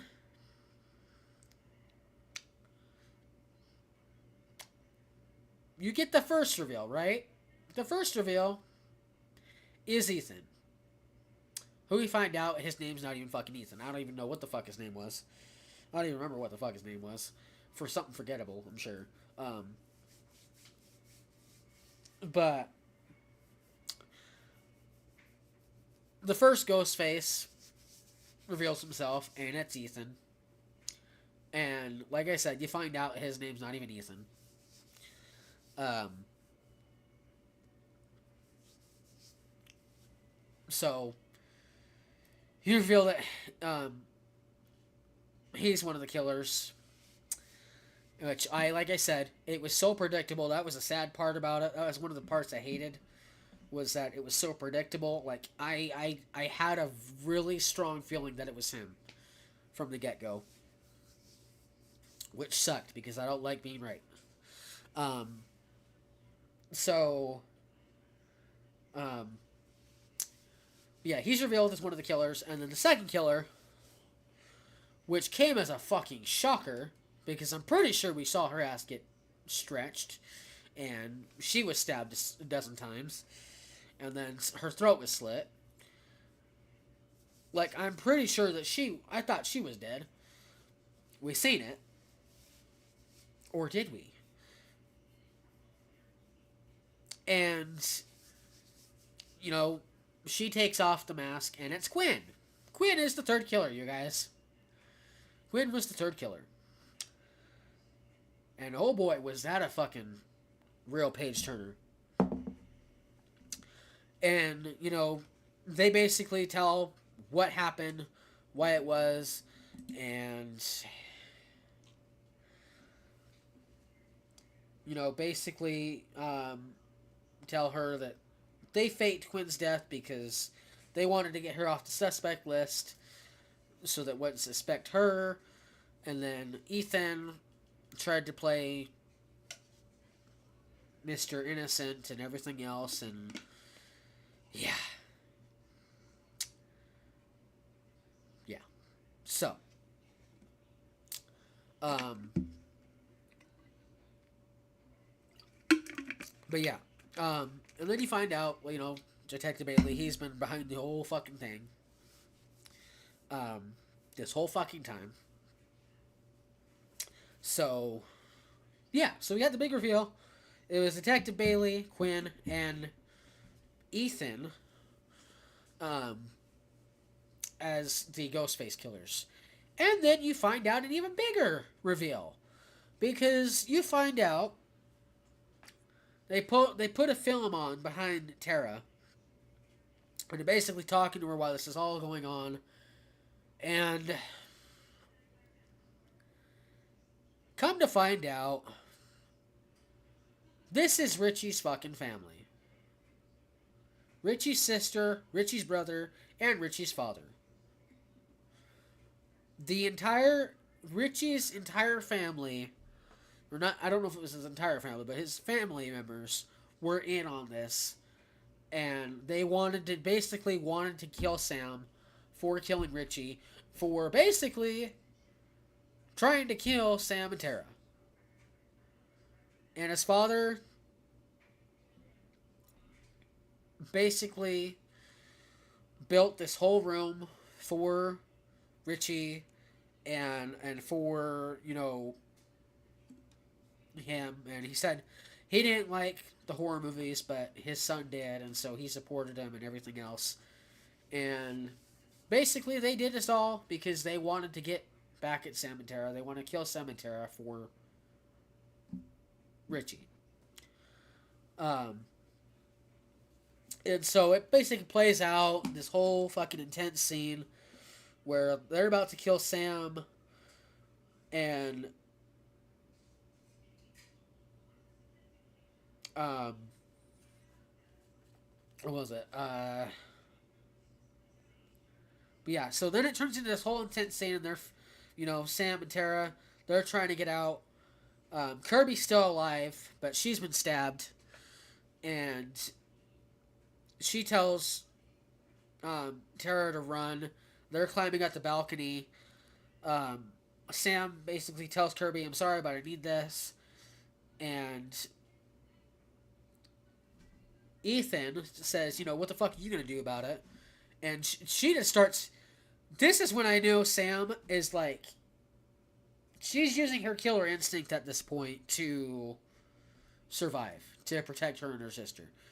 And it kind of became apparent that I'll talk about this in a minute, what my theory is behind the whole uh, Billy showing up scenes. Um, but Sam basically goes apeshit and starts stabbing Ethan, and then she runs up and goes and meets Tara. They climb up on the balcony.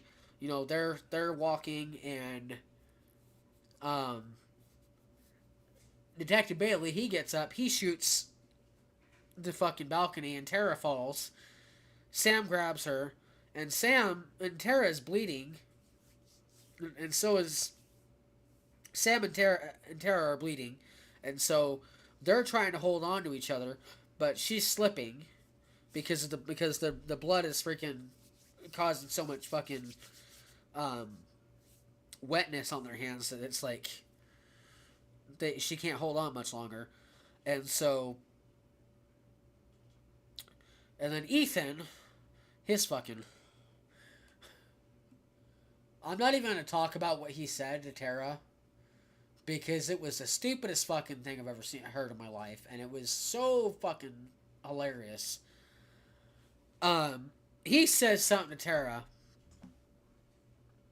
and Quinn comes out on. You got Detective Bailey and Ethan down at the bottom. They're trying to kill Tara, and then Quinn comes out, and Quinn comes out, and she's got blood coming from her face because I'm pretty sure I think Sam either right hooked her or something. Um, but she comes out and she's got a blade and she's going Freddy Krueger with that shit and screeching it on the goddamn metal, and Tara looks up at Sam and it's like,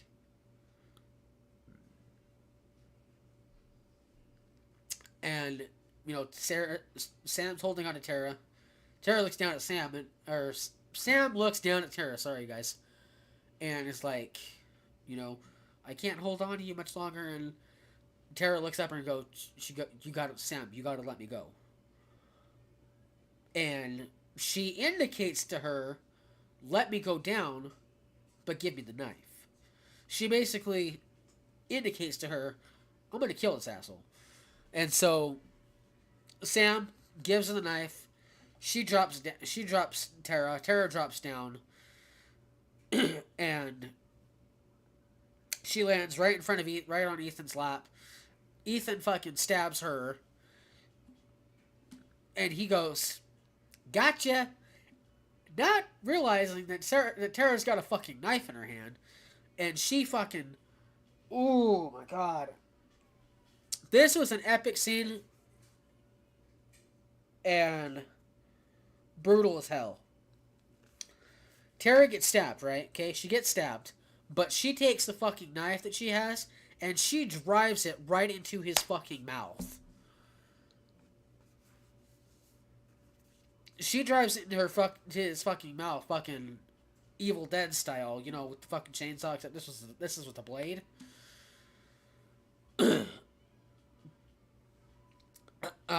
But she drives it into his fucking mouth, and then she twists it, and she goes, and this is my favorite thing that she said.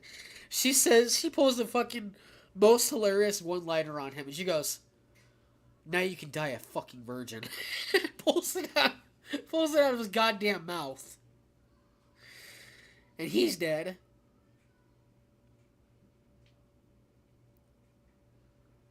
And then Sam pulls the one liner on Quinn and goes, "Well, you're down another brother." She goes, "It looks like you're down another brother." And fucking, and she smiles at her. She has that fucking maniacal smile on her, and then Quinn runs up on her, and she shoots her. And Sam shoots her in the head, and then Detective Bailey's standing behind her.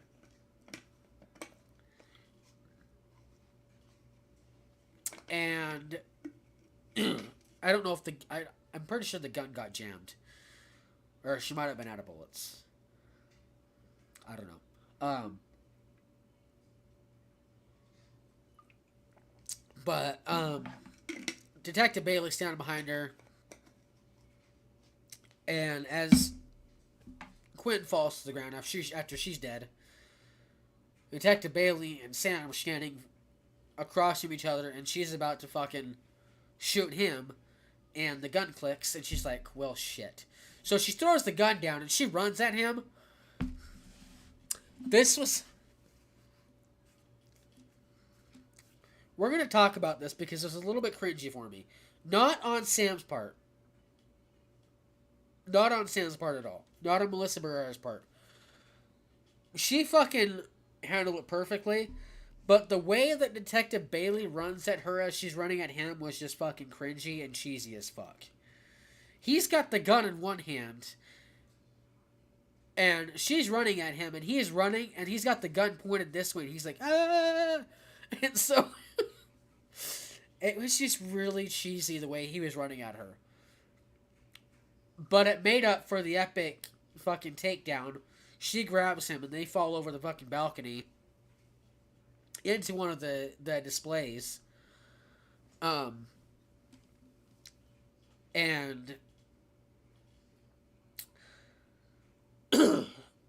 and then she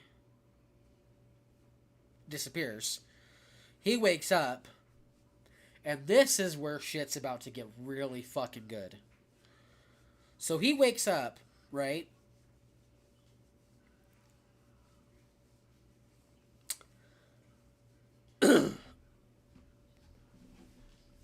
He wakes up, right? And she's gone.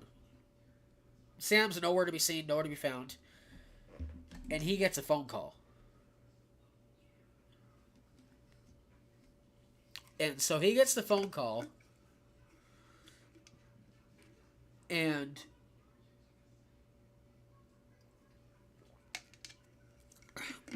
basically they have this really fucking...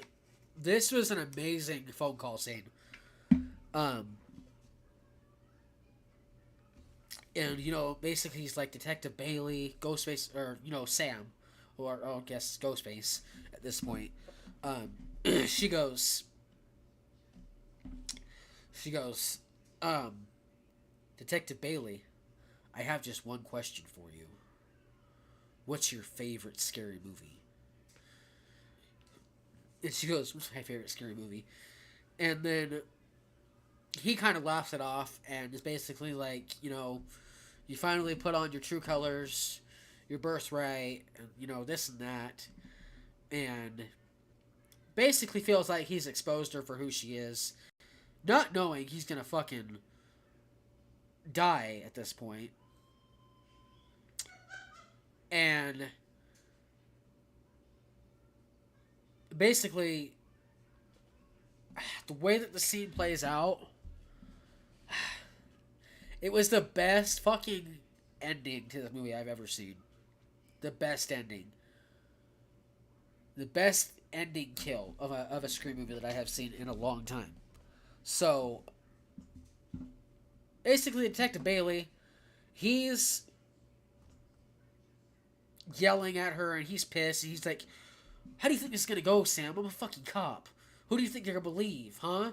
And she goes, in Ghostface voice. I'm gonna try and do a Ghostface impression, okay? Don't mind me. He goes, "Probably the one that's still alive." And and when that fucking scene alone, Ghostface, Sam in the Ghostface costume, wearing her father's mask, which you find out, wearing her father's mask, and in his cloak, comes out from behind the burning, like, movie screen. Comes from behind there, and he looks out. He looks at the last second, 1 second too late, and she's just fucking on him, fucking stabbing the shit out of him, 15, 20, 30 times, and she ain't. And I mean, she's fucking going in his neck, in his arm, in his chest. Like, she ain't missing a spot. I don't think she missed a spot on his top half. Like, it was just, the music that went along with this was just so fucking crazy. And then you see him, he's fucking, sitting there bleeding out, and he's trying to catch his breath. And, and Sam takes it off, and she's about to stab him again, and the terror comes out. And the way that she's looking at her is like, oh shit, well, I'm not going to do this. And and she pulls one of the best phrases. She's like, you know who my father was, stuff like that. And it's like, I'm better than that. And she's like, I'm not like him. I'm better than that. And he goes, okay, thank you. Thank you.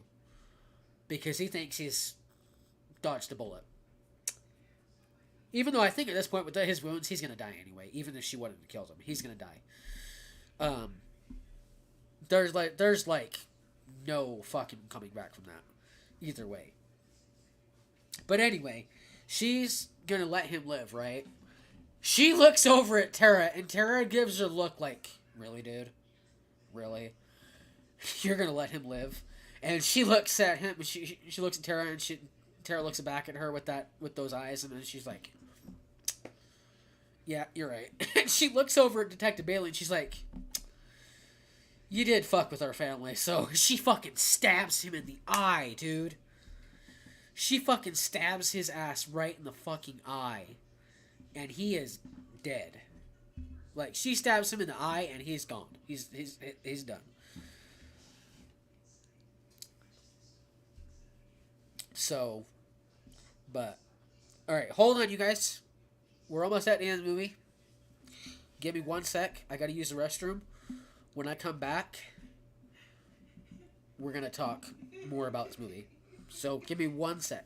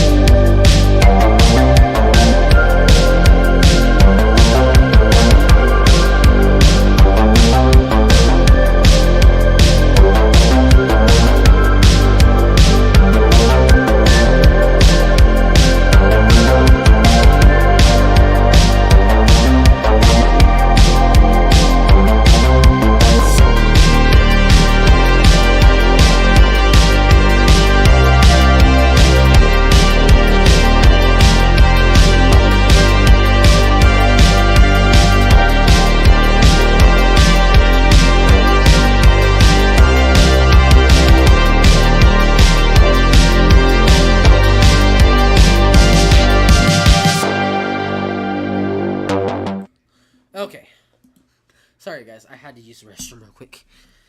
I'll be right back. I mean, I am back. Sorry. I don't know why I said I'll be right back. I just got back. Oh, God. This shit's so exciting. Oh. I don't know if it's just me being excited. I know I was all over the place with this review a little bit, but I just feel... This is one of those movies that I'm just so excited and so honored to have watched. So maybe that's it. Or maybe I'm just nervous. I don't know. But anyway, but yeah, so where was I? Oh yeah, so after they kill him, after they kill Detective Bailey, they kill all the Ghostface killers. You know, they leave, and um,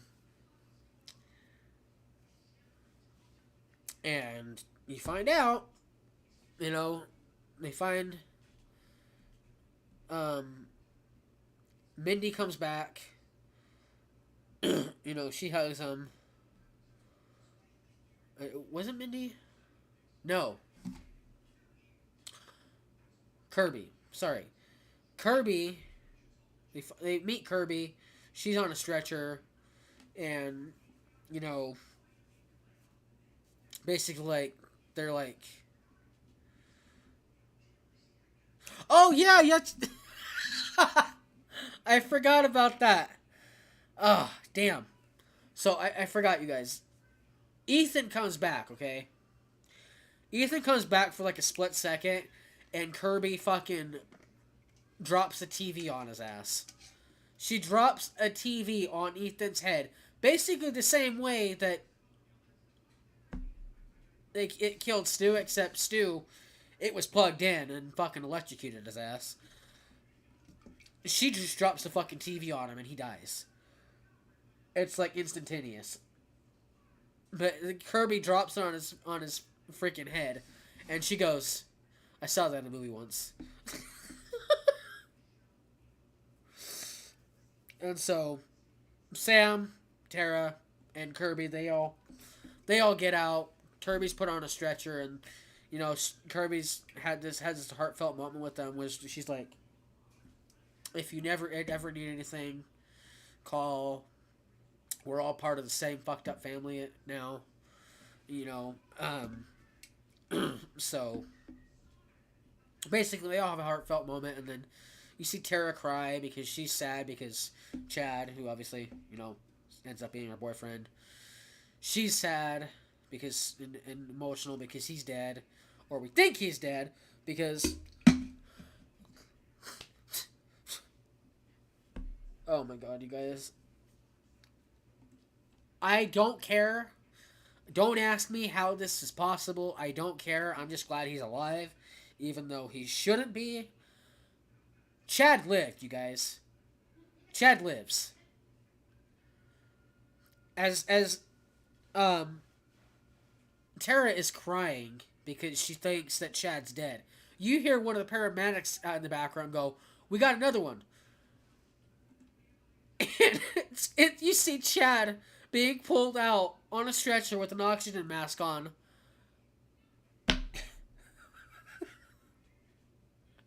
And he's fine. And and and they're like sitting there like, how is he still alive? And Chad puts, I'm pretty sure he puts it in four fingers, like, and they're like, core fucking four. And Tara kisses him, and God, I'm glad he's alive, but how the fuck is he alive? He got stabbed more than Dewey did. Like, he got stabbed because Dewey got stabbed a total of, well, now it's 11 times. Like, Dewey was stabbed 9 times before he died. Before his death scene. But goddamn.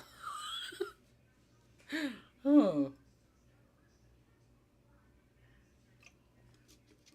Like, holy shit, you guys. And then, you know, Mindy comes back.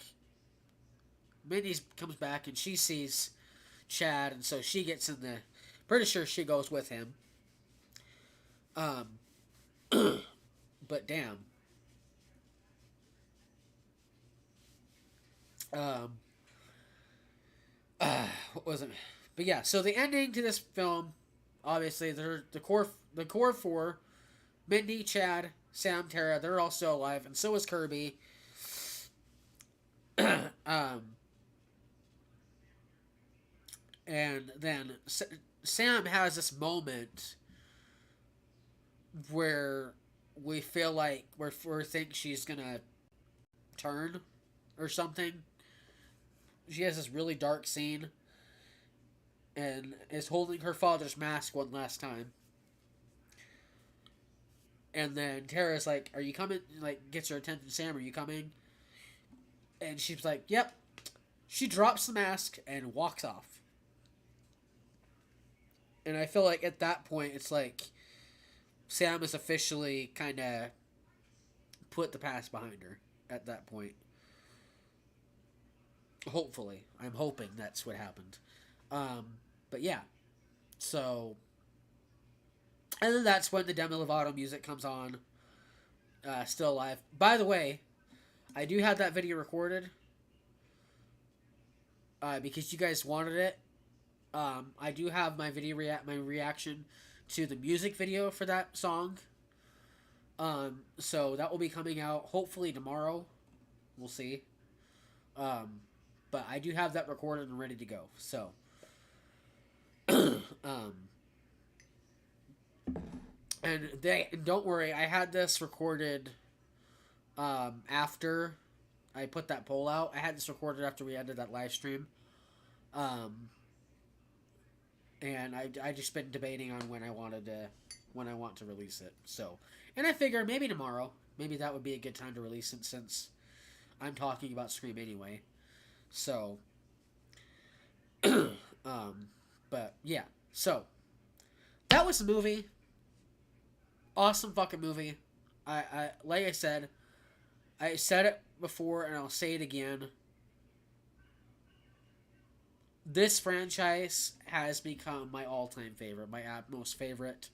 I hold it real near and dear to my heart. This movie, especially, it really, this whole franchise has come a long way. Um, I feel like lately they've gotten better and better as they've gone along. So, and like I said it before. I hate to say it. I hate saying it. Scream is my number one favorite franchise. It was Halloween, but I feel like I said before, Halloween has just had this consistent pattern of just they go good movies and then bad movies and then good movies and bad movies, and it's like it's it's a constant, never-ending pattern. And I feel like I feel like so like with Halloween Ends, I feel like they kind of um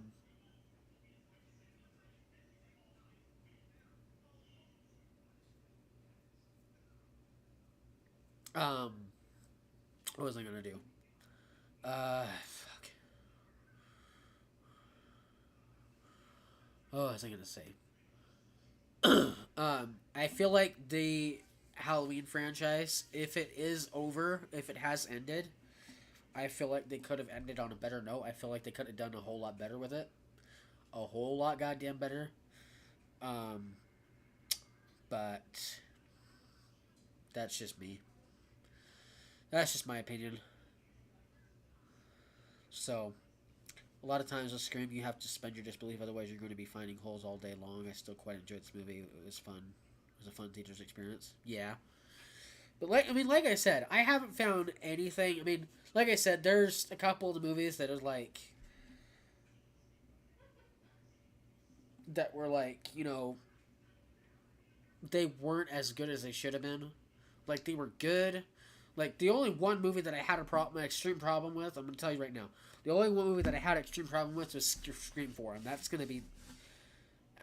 that's forever gonna be probably the most hated movie in Scream in the Scream franchise history. Um, like I said, with Scream 4, the cast could have been done better. The only thing it had going for it was the OG cast. You know, David Arquette, Courtney Cox, Nev Campbell, them coming back, and then obviously Kirby, um, and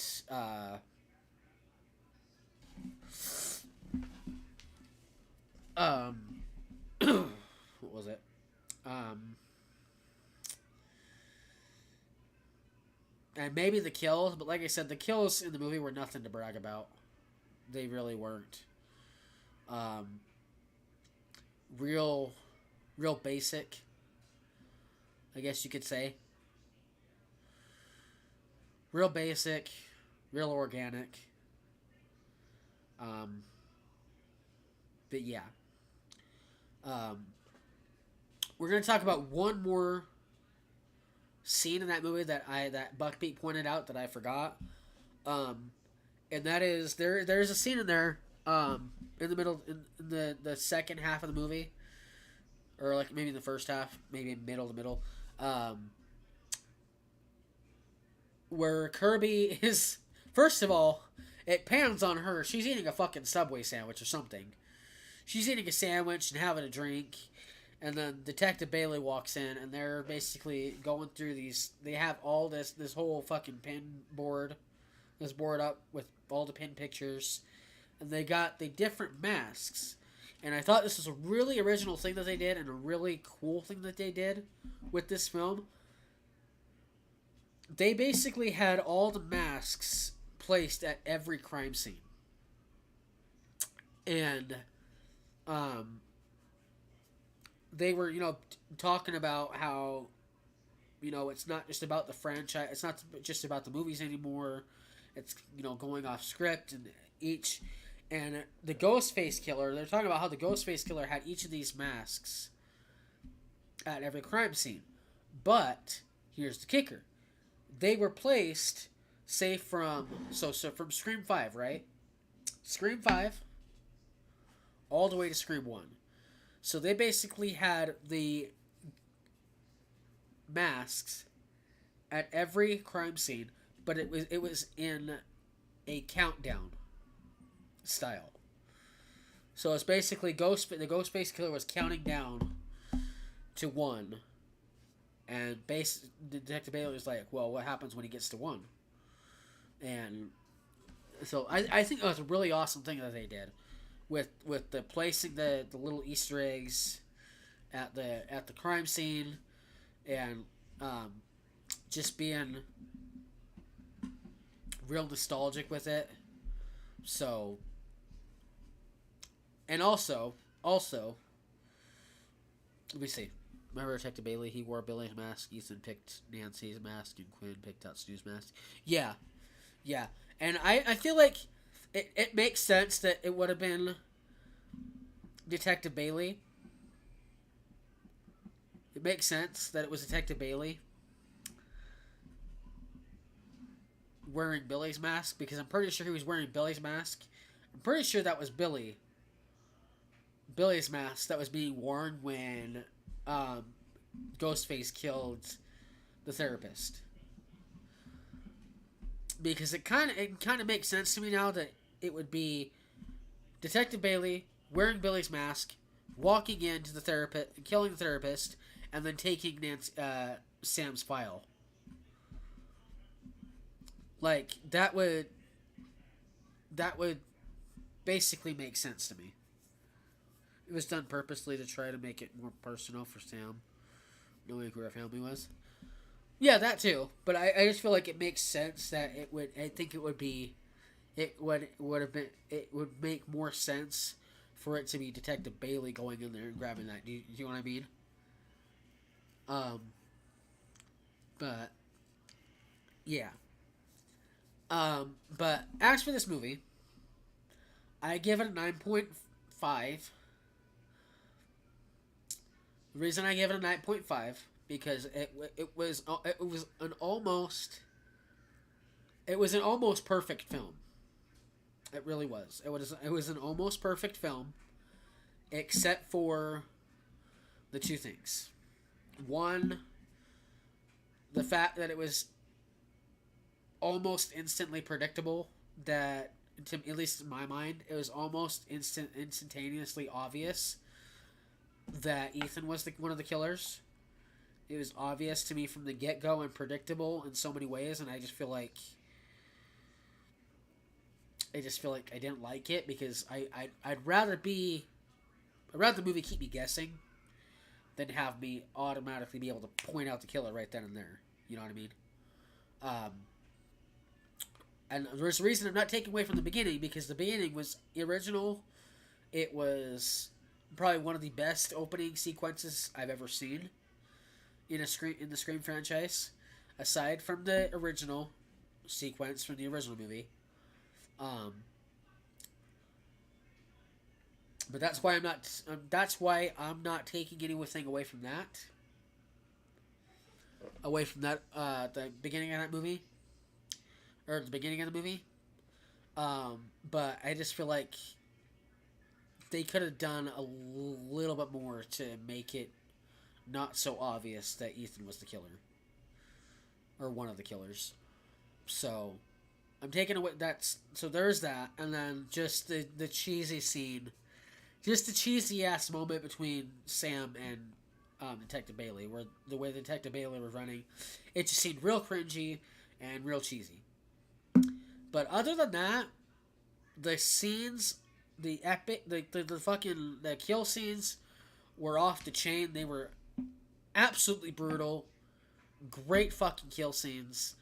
Um, the reveal was really good, really well executed.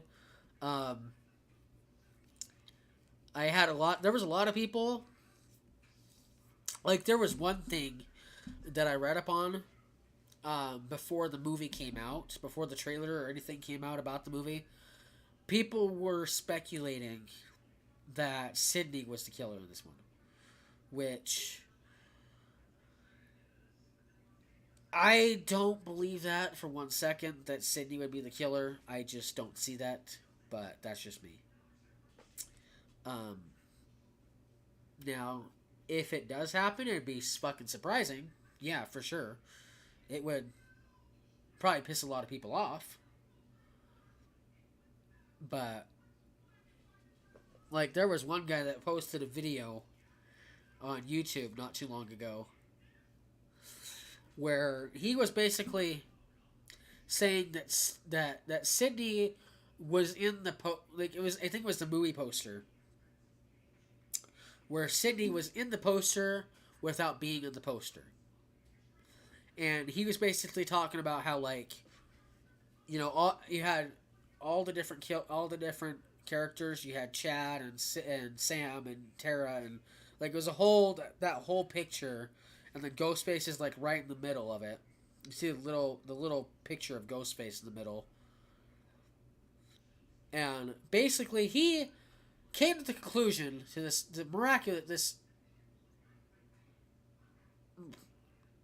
shocking and miraculous conclusion, that it was Sydney. And he, without saying anything, without any hesitation, he concluded Sydney is the killer. And I was like, man, come on, dude. Sydney being the killer would be shocking, but it would also piss a lot of Scream fans off. I can tell you that right now. It would probably piss a lot of Scream fans off. A lot of the hardcore Scream fans, it would piss them off. Without a doubt. So, I don't see that happening. But, good try, though.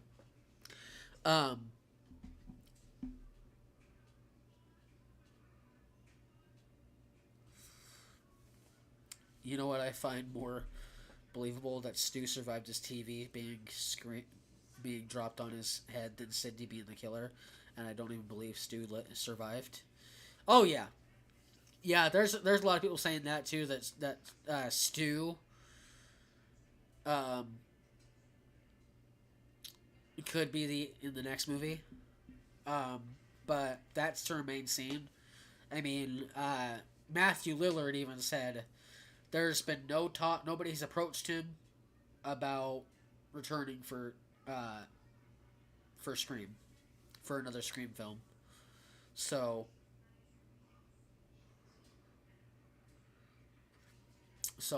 I don't know. But yeah, Matthew Lillard in an interview at a panel, he was like, nobody's approached him. He can't confirm for sure that Stu is alive because nobody's come to him about returning in a Scream film. Um, uh, but yeah, so um, let's see. It wouldn't work, Sydney. It wouldn't work, Sydney being the killer. It would alienate the fan base. Oh yeah, for sure. Uh, like I said, there's so many things that can go wrong with Sydney being the killer because you got to understand, she has been through this a lot longer than anybody. From Scream 1 all the way to Scream 5. She's been through a hell of a lot. Um, so I feel like it would it definitely would not make sense for her to be the killer. It wouldn't. And like I said, in my personal opinion, and maybe I'm in the minority on this, but I can almost guarantee you, if she was to be the killer, it would piss a lot of fans off. It wouldn't make any sense. And it would just be shocking.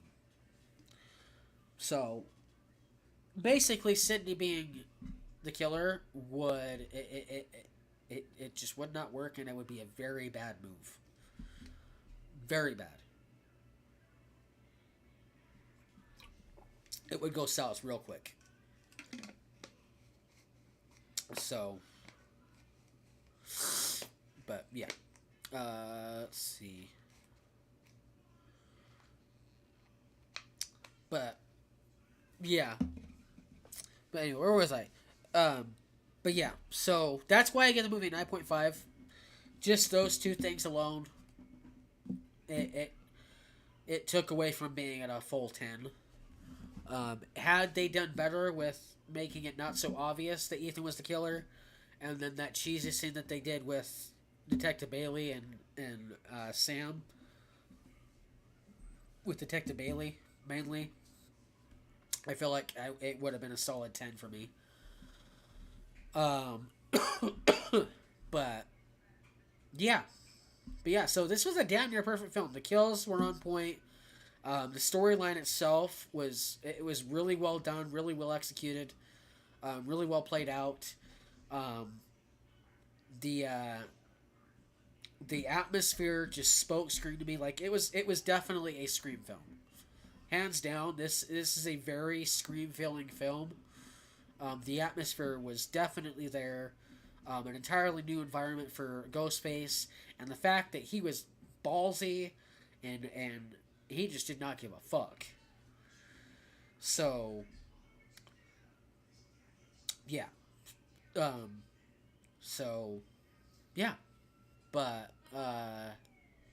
yeah, I don't know what else to say about that except yeah, um, but yeah, so that's my rating for the film. That was my review. Like I said, I don't know what else I can say about this film. It was just hands down a very well done film, the best since the original. Um, and I don't have any shame in saying that at all. Um, so yeah, and the Scream franchise is in a really good place right now. I really love it. I really enjoyed it. I really like where they're going with it. Moving Ghostface to different places, giving him a new, entirely fresh new environment and a new cutting board and just really really well done. So Project X, you guys have done a really amazing job. So keep it up. But yeah. I think. Oh, there was one thing that Buck said that I wanted to talk about real quick. Where is it? Oh, here it is. I might be alone on this, but I feel like Laurie Strode had a better ending in Halloween Ends than how they did her in Resurrection. Bro, I'm gonna tell you this right now.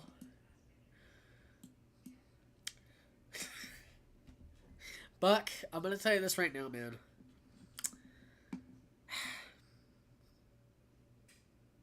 God damn it.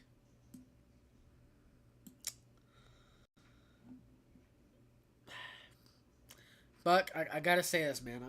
I'm gonna say this, okay? Scream 6 wasn't even a send off for Laurie Strode. I feel like she just did that for the money. I feel like she just it felt like, you know how she used to. I don't know if you remember, Buck. Do you guys remember how she used to do the Activia commercials? Like, I feel like she was at that point where she was like, "Well, fuck, get me in. I gotta, you know, I gotta do this. I gotta, let's get this done. I got a fucking Activia commercial in about 5 hours, and I still haven't had my cup of coffee yet. So, like, like I feel like it was really, I feel like she was just in it to just get it over with. Like, I don't feel like it wasn't a memorable death. It wasn't a memorable send off, a tribute, whatever you want to call it. It wasn't anything. So, like, I, I feel like the only true ending, and I like I said, Resurrection is already a fucking shitty movie as it is. I mean, you don't put Michael Myers on live TV, okay? Like, you can't you can't do the fucking you can't try, like, that was the worst thing they did. They tried so hard to do a fucking real world MTV bullshit, and it just fucking landed right on its fucking head. Like, it was bad. Like, nothing against Busta Rhymes. Nothing against Busta Rhymes at all. But they did not need to do that. They made Michael Myers look like a fucking pussy in that movie. He was getting duped. He was getting his ass whooped. Like, it felt like a Goonies movie.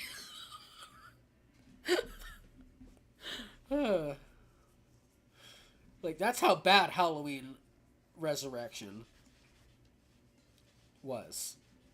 So, like, damn, dude. Like, no. Realize how Ends isn't perfect. Oh yeah, Ends isn't perfect by a long shot, but it was still way better than Resurrection. Like, way better. It's definitely very different for sure, but I still prefer Ends over Resurrection any day of the year.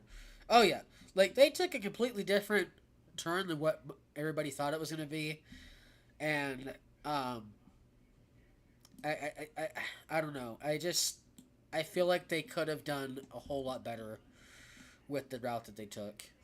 Like, they did kills, amazing. Halloween 2018, fucking phenomenal. It was a great way to resurrect Michael Myers after the shit that they left it on with fucking Rob Zombie's H2. Um, and I will say, the reason I hate H2, Rob Zombie, he's a great director, and he's great at music. His music is amazing. I love his music. Hellbilly Deluxe was my all time favorite album. Um, Living Dead Girl, Dracula, Super. Um, uh, but but I don't know. Like, it was like Halloween 2, Rob Zombie's Halloween 2,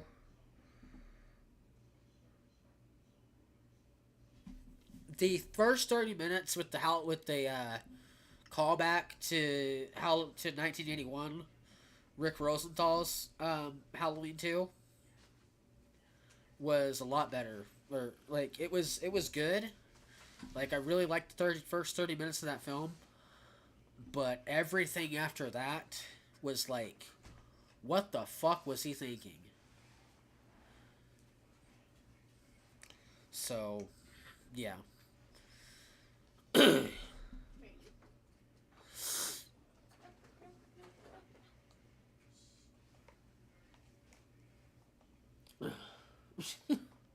What? You're scaring him. You might want to hurry. He's getting scared. Oh, baby boy. My baby boy.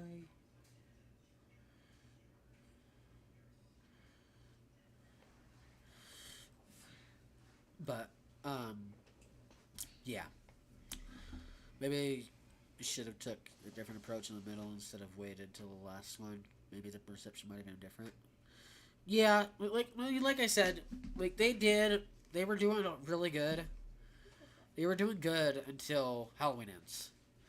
Halloween ends. I don't know what they did with the script. I don't know what they did with the story. I don't know where they were going with it. I mean, I get the whole like aftermath of Halloween Kills, and everybody's trying to cope in their own way, but it just, I don't know. It felt, it just didn't pay off in the end. Devil's Rejects probably my favorite Rob Zombie movie. Oh hell yeah! I don't like.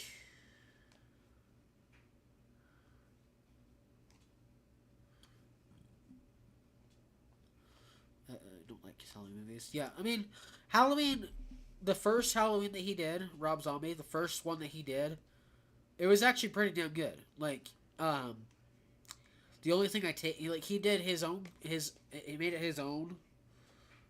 It was his own, it was his own fresh idea with Michael.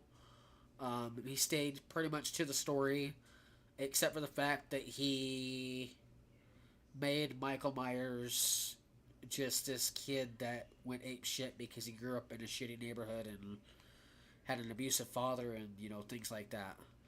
Like the whole thing that Michael Myers has always been is he's been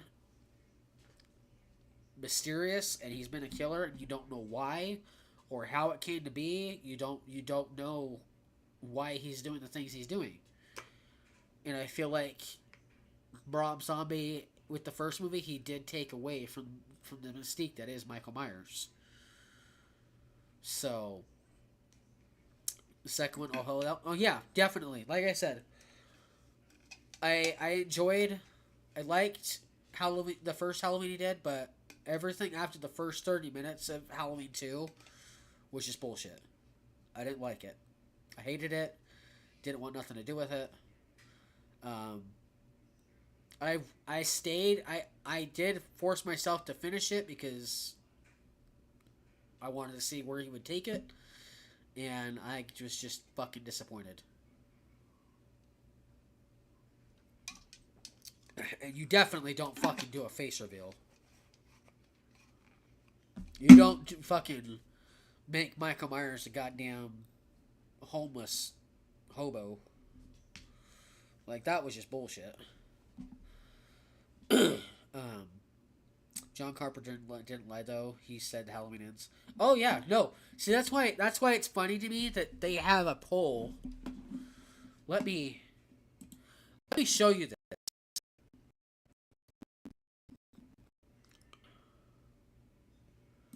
Or let me read this to you.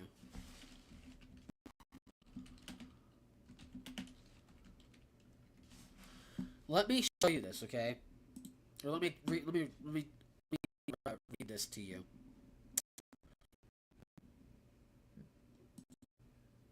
Okay, I'm gonna show you this. Okay, because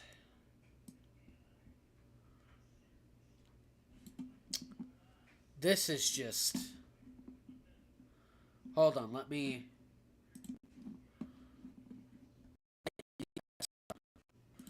Okay, hold on. I'm gonna put a whole new fucking. I'm gonna show.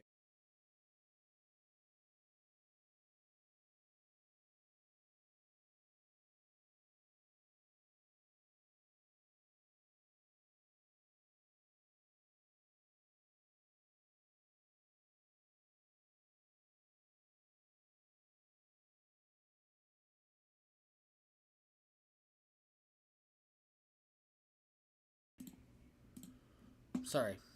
Yeah, I'm gonna show you this, okay? Yeah, you can see me edit it for a little bit. Okay, I'm gonna show you guys this, okay? Because this is about the dumbest thing I've ever seen in my life, okay? I just had to open this so you guys can see what I'm talking about. Okay. Let's see here. Right here. Let me put myself down here. Okay.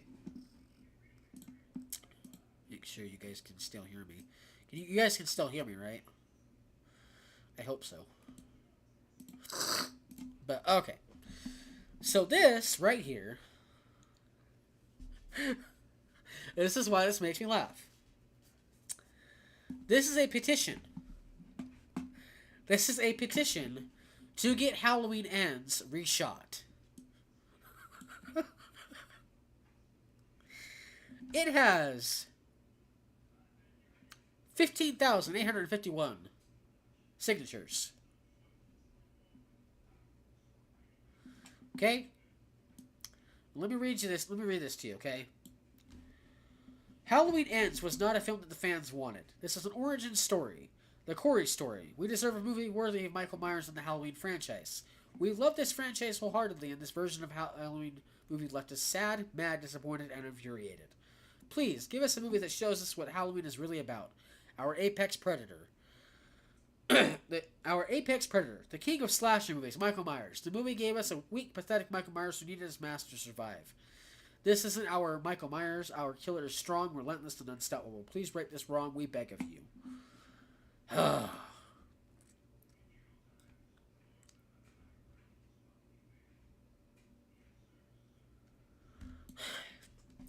Alright.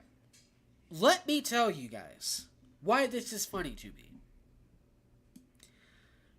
And I'm going to tell you, this movie is not going to be reshot. I'm going to tell you that right now. This is not clickbait. This is not me jumping to conclusions. This is not me lying to your face. This movie, in no way, or shape, or form, is going to get reshot. They are done with the trilogy. They are done with the movie. Like, it's over and done with. It is out there on the shelf. It's out there on VOD. There's no way that this movie is going to be reshot. The only way that it can be reshot is to do a fucking another reboot. That is the only way that this movie right here, that is the only way that this movie will ever get reshot, is if it is done as a reboot. Which I'm going to tell you right now would make no fucking sense. Because you can't do a reboot and have it called Halloween Ends. You would have to do a whole other fucking trilogy just to get this right. I don't mean to get mad, and I don't mean to fucking go on a rant, but this movie is out.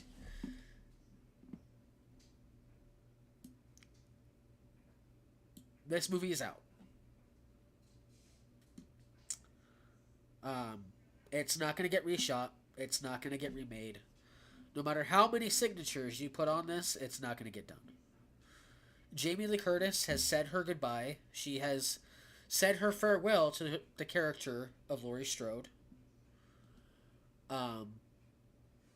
John Carpenter, I'm sure if somebody came along with a really good idea and he wanted to be a part of it, I'm sure maybe he would do it. But that's a big if. That is a big if. Um, but Jamie Lee Curtis is done. She's said it before. She said it when they first announced. She said it in her announcement video. Um, let me let me go to YouTube real quick. I'm gonna show you guys this.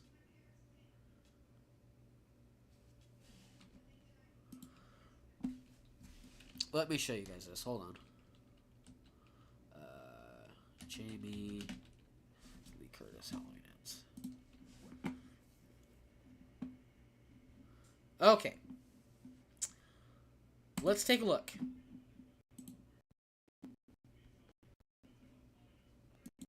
Okay.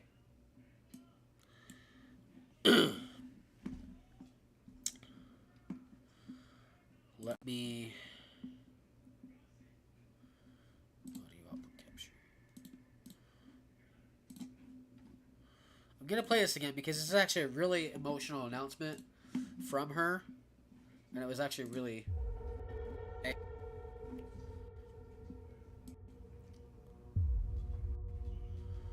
Like, this was confirmed. Hi there, it's Jamie Lee Curtis. Yep. So you all know I've played Laurie Strode for more than 4 decades. Yep. And over that time, she has been relentlessly stalked by Michael Myers. Well, all that comes to an end this Halloween. And I'm very proud of our final film, Halloween Ends, and how it brings this saga to a fitting conclusion. And I cannot wait for people to have the chance to see it. Now, last year when we put out Halloween Kills, we were in the thick of the COVID crisis, so we made that movie available in theaters and in homes at the same time. But we discovered that there are people who want to go to the theater and scream their guts out. And other people who want to stay at home and scream their guts out. That's what I did. But what we knew is that people watched. And we got great results, both at the box office and He's just in the background. He was just fucking in the background. You see that?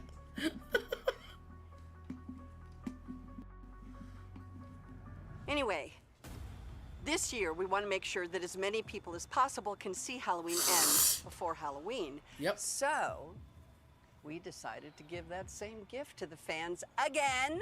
So starting on October 14th, you can go to the theater to see Laurie and Michael confront each other for the last time. Yep. Or you can watch it at home on Peacock. Or, really, you could do what I would do, which is go to the theater and then rewatch it at home, and then go back to the theater and then rewatch it at home again. I mean, no spoilers, but I have a feeling that's what you may want to do. It has been the honor of my life to play Laurie Strode, and no matter how you watch this final chapter, I hope you'll get people together and scream and cheer and hold your breath to the end, because we created this for you, and I thank you for your years of support and how much you care about this story and me, your final girl. So, I'll see you soon. Stay safe, and happy Halloween, everyone.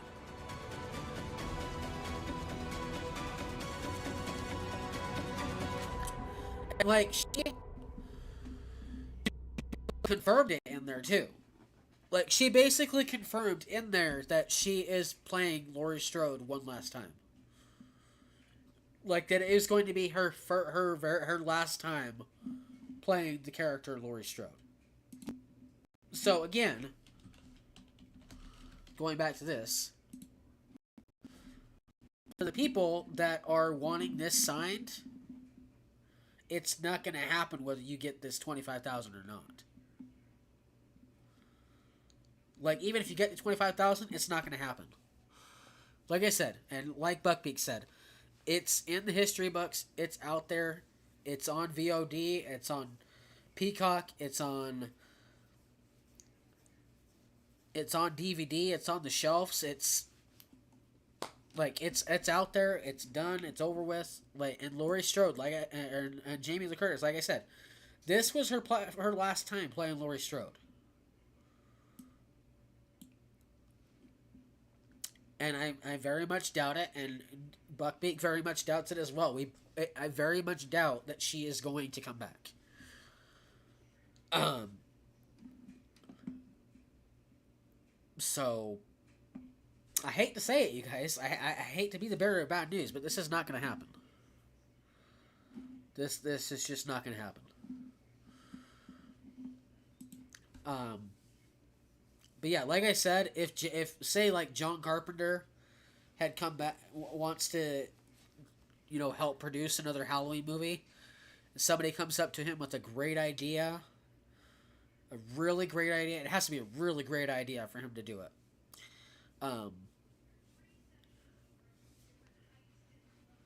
I feel like John is that person that you have to have something worth his time. It has to be original. It has to be something that's worth even trying to put the effort in for. Like, if somebody comes to him with a great, really great idea, then I'm sure, I'm sure that he will do that. But yeah, I just no, no, it's just not gonna happen.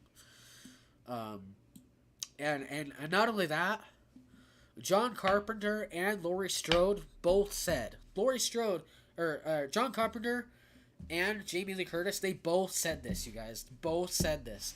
This movie was going to piss off a lot of Halloween fans.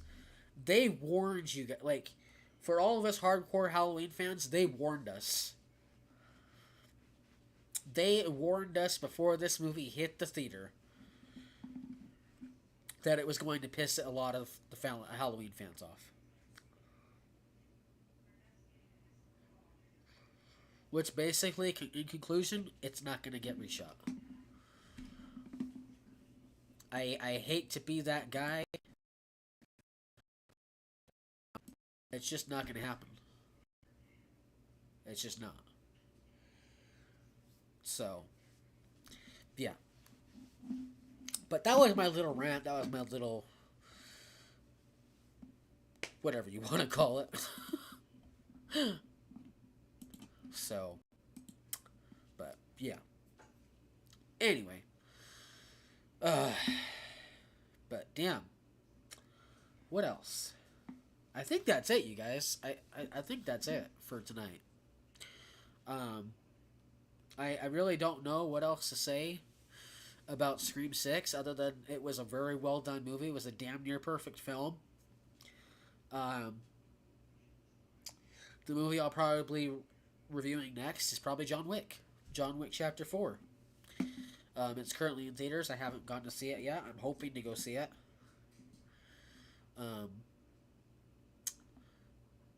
So, somebody tried to spoil it for me yesterday. And I pretty much, I told him, don't spoil it. I'm not.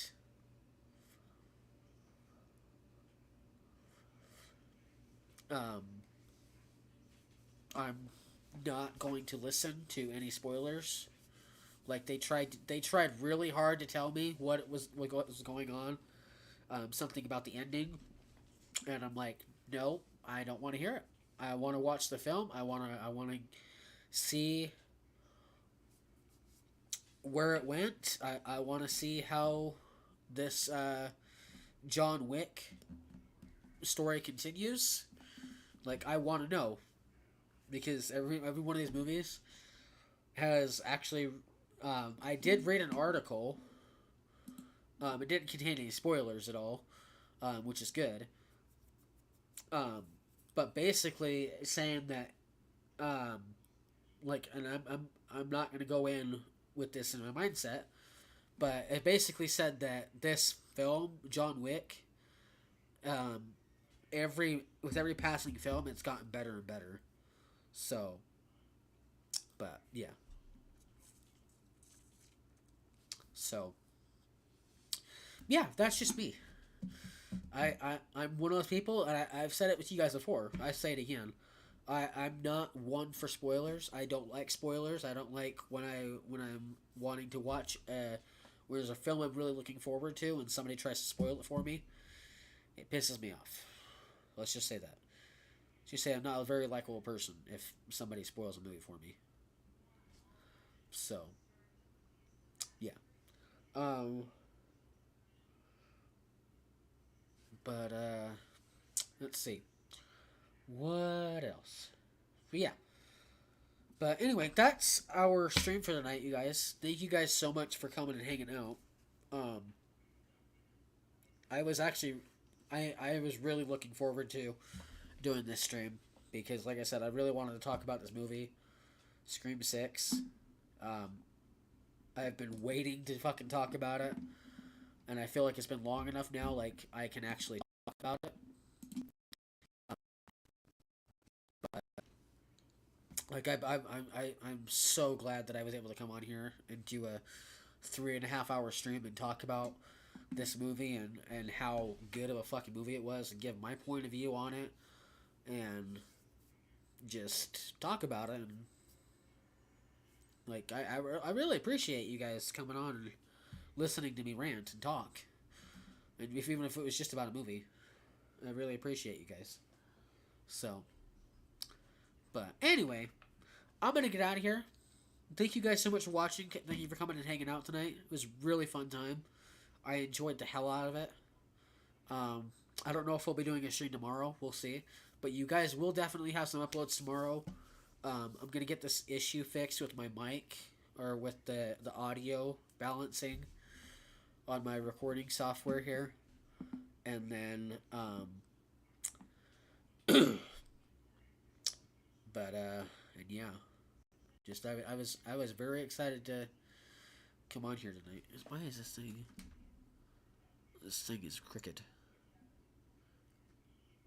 There we go. Now we're centered. I think. I don't know. But yeah, I was really excited to come on here tonight, you guys. Thank you guys so much for coming and hanging out. It was really fun time. Really having a fun time discussing with you guys about the movie, what your thoughts were, what Buckbeak's thoughts were. He had a lot to say, and that's what I really enjoy. I really love getting to talk to other people who are as passionate and as into these movies as I am, as into the horror genre as I am, and it's really fun to get to talk to those people and talk with and have talk about things that we have in common and things like that. It was really fun. I enjoyed it. So thank you guys so much. I don't know. Like I said, I don't know if we have a stream tomorrow. I don't know what's the plan for tomorrow. We'll see. But we definitely have some uploads coming out tomorrow. I'll be releasing the Still Alive music video that you guys asked for. That music video reaction, I'll be releasing that. I hope you guys enjoy it. Yeah. So, with that being said, thank you guys so much for watching. I'm going to get out of here. I'm going to fix this issue here. And then we'll be back in business tomorrow. And, yeah. So, thank you guys so much for watching. And we will see you guys tomorrow. And don't forget to hit that like button on the stream tonight. Hit the subscribe button if you haven't subscribed yet. And share with your friends. So, yeah. But anyway, we'll see you guys later. See ya.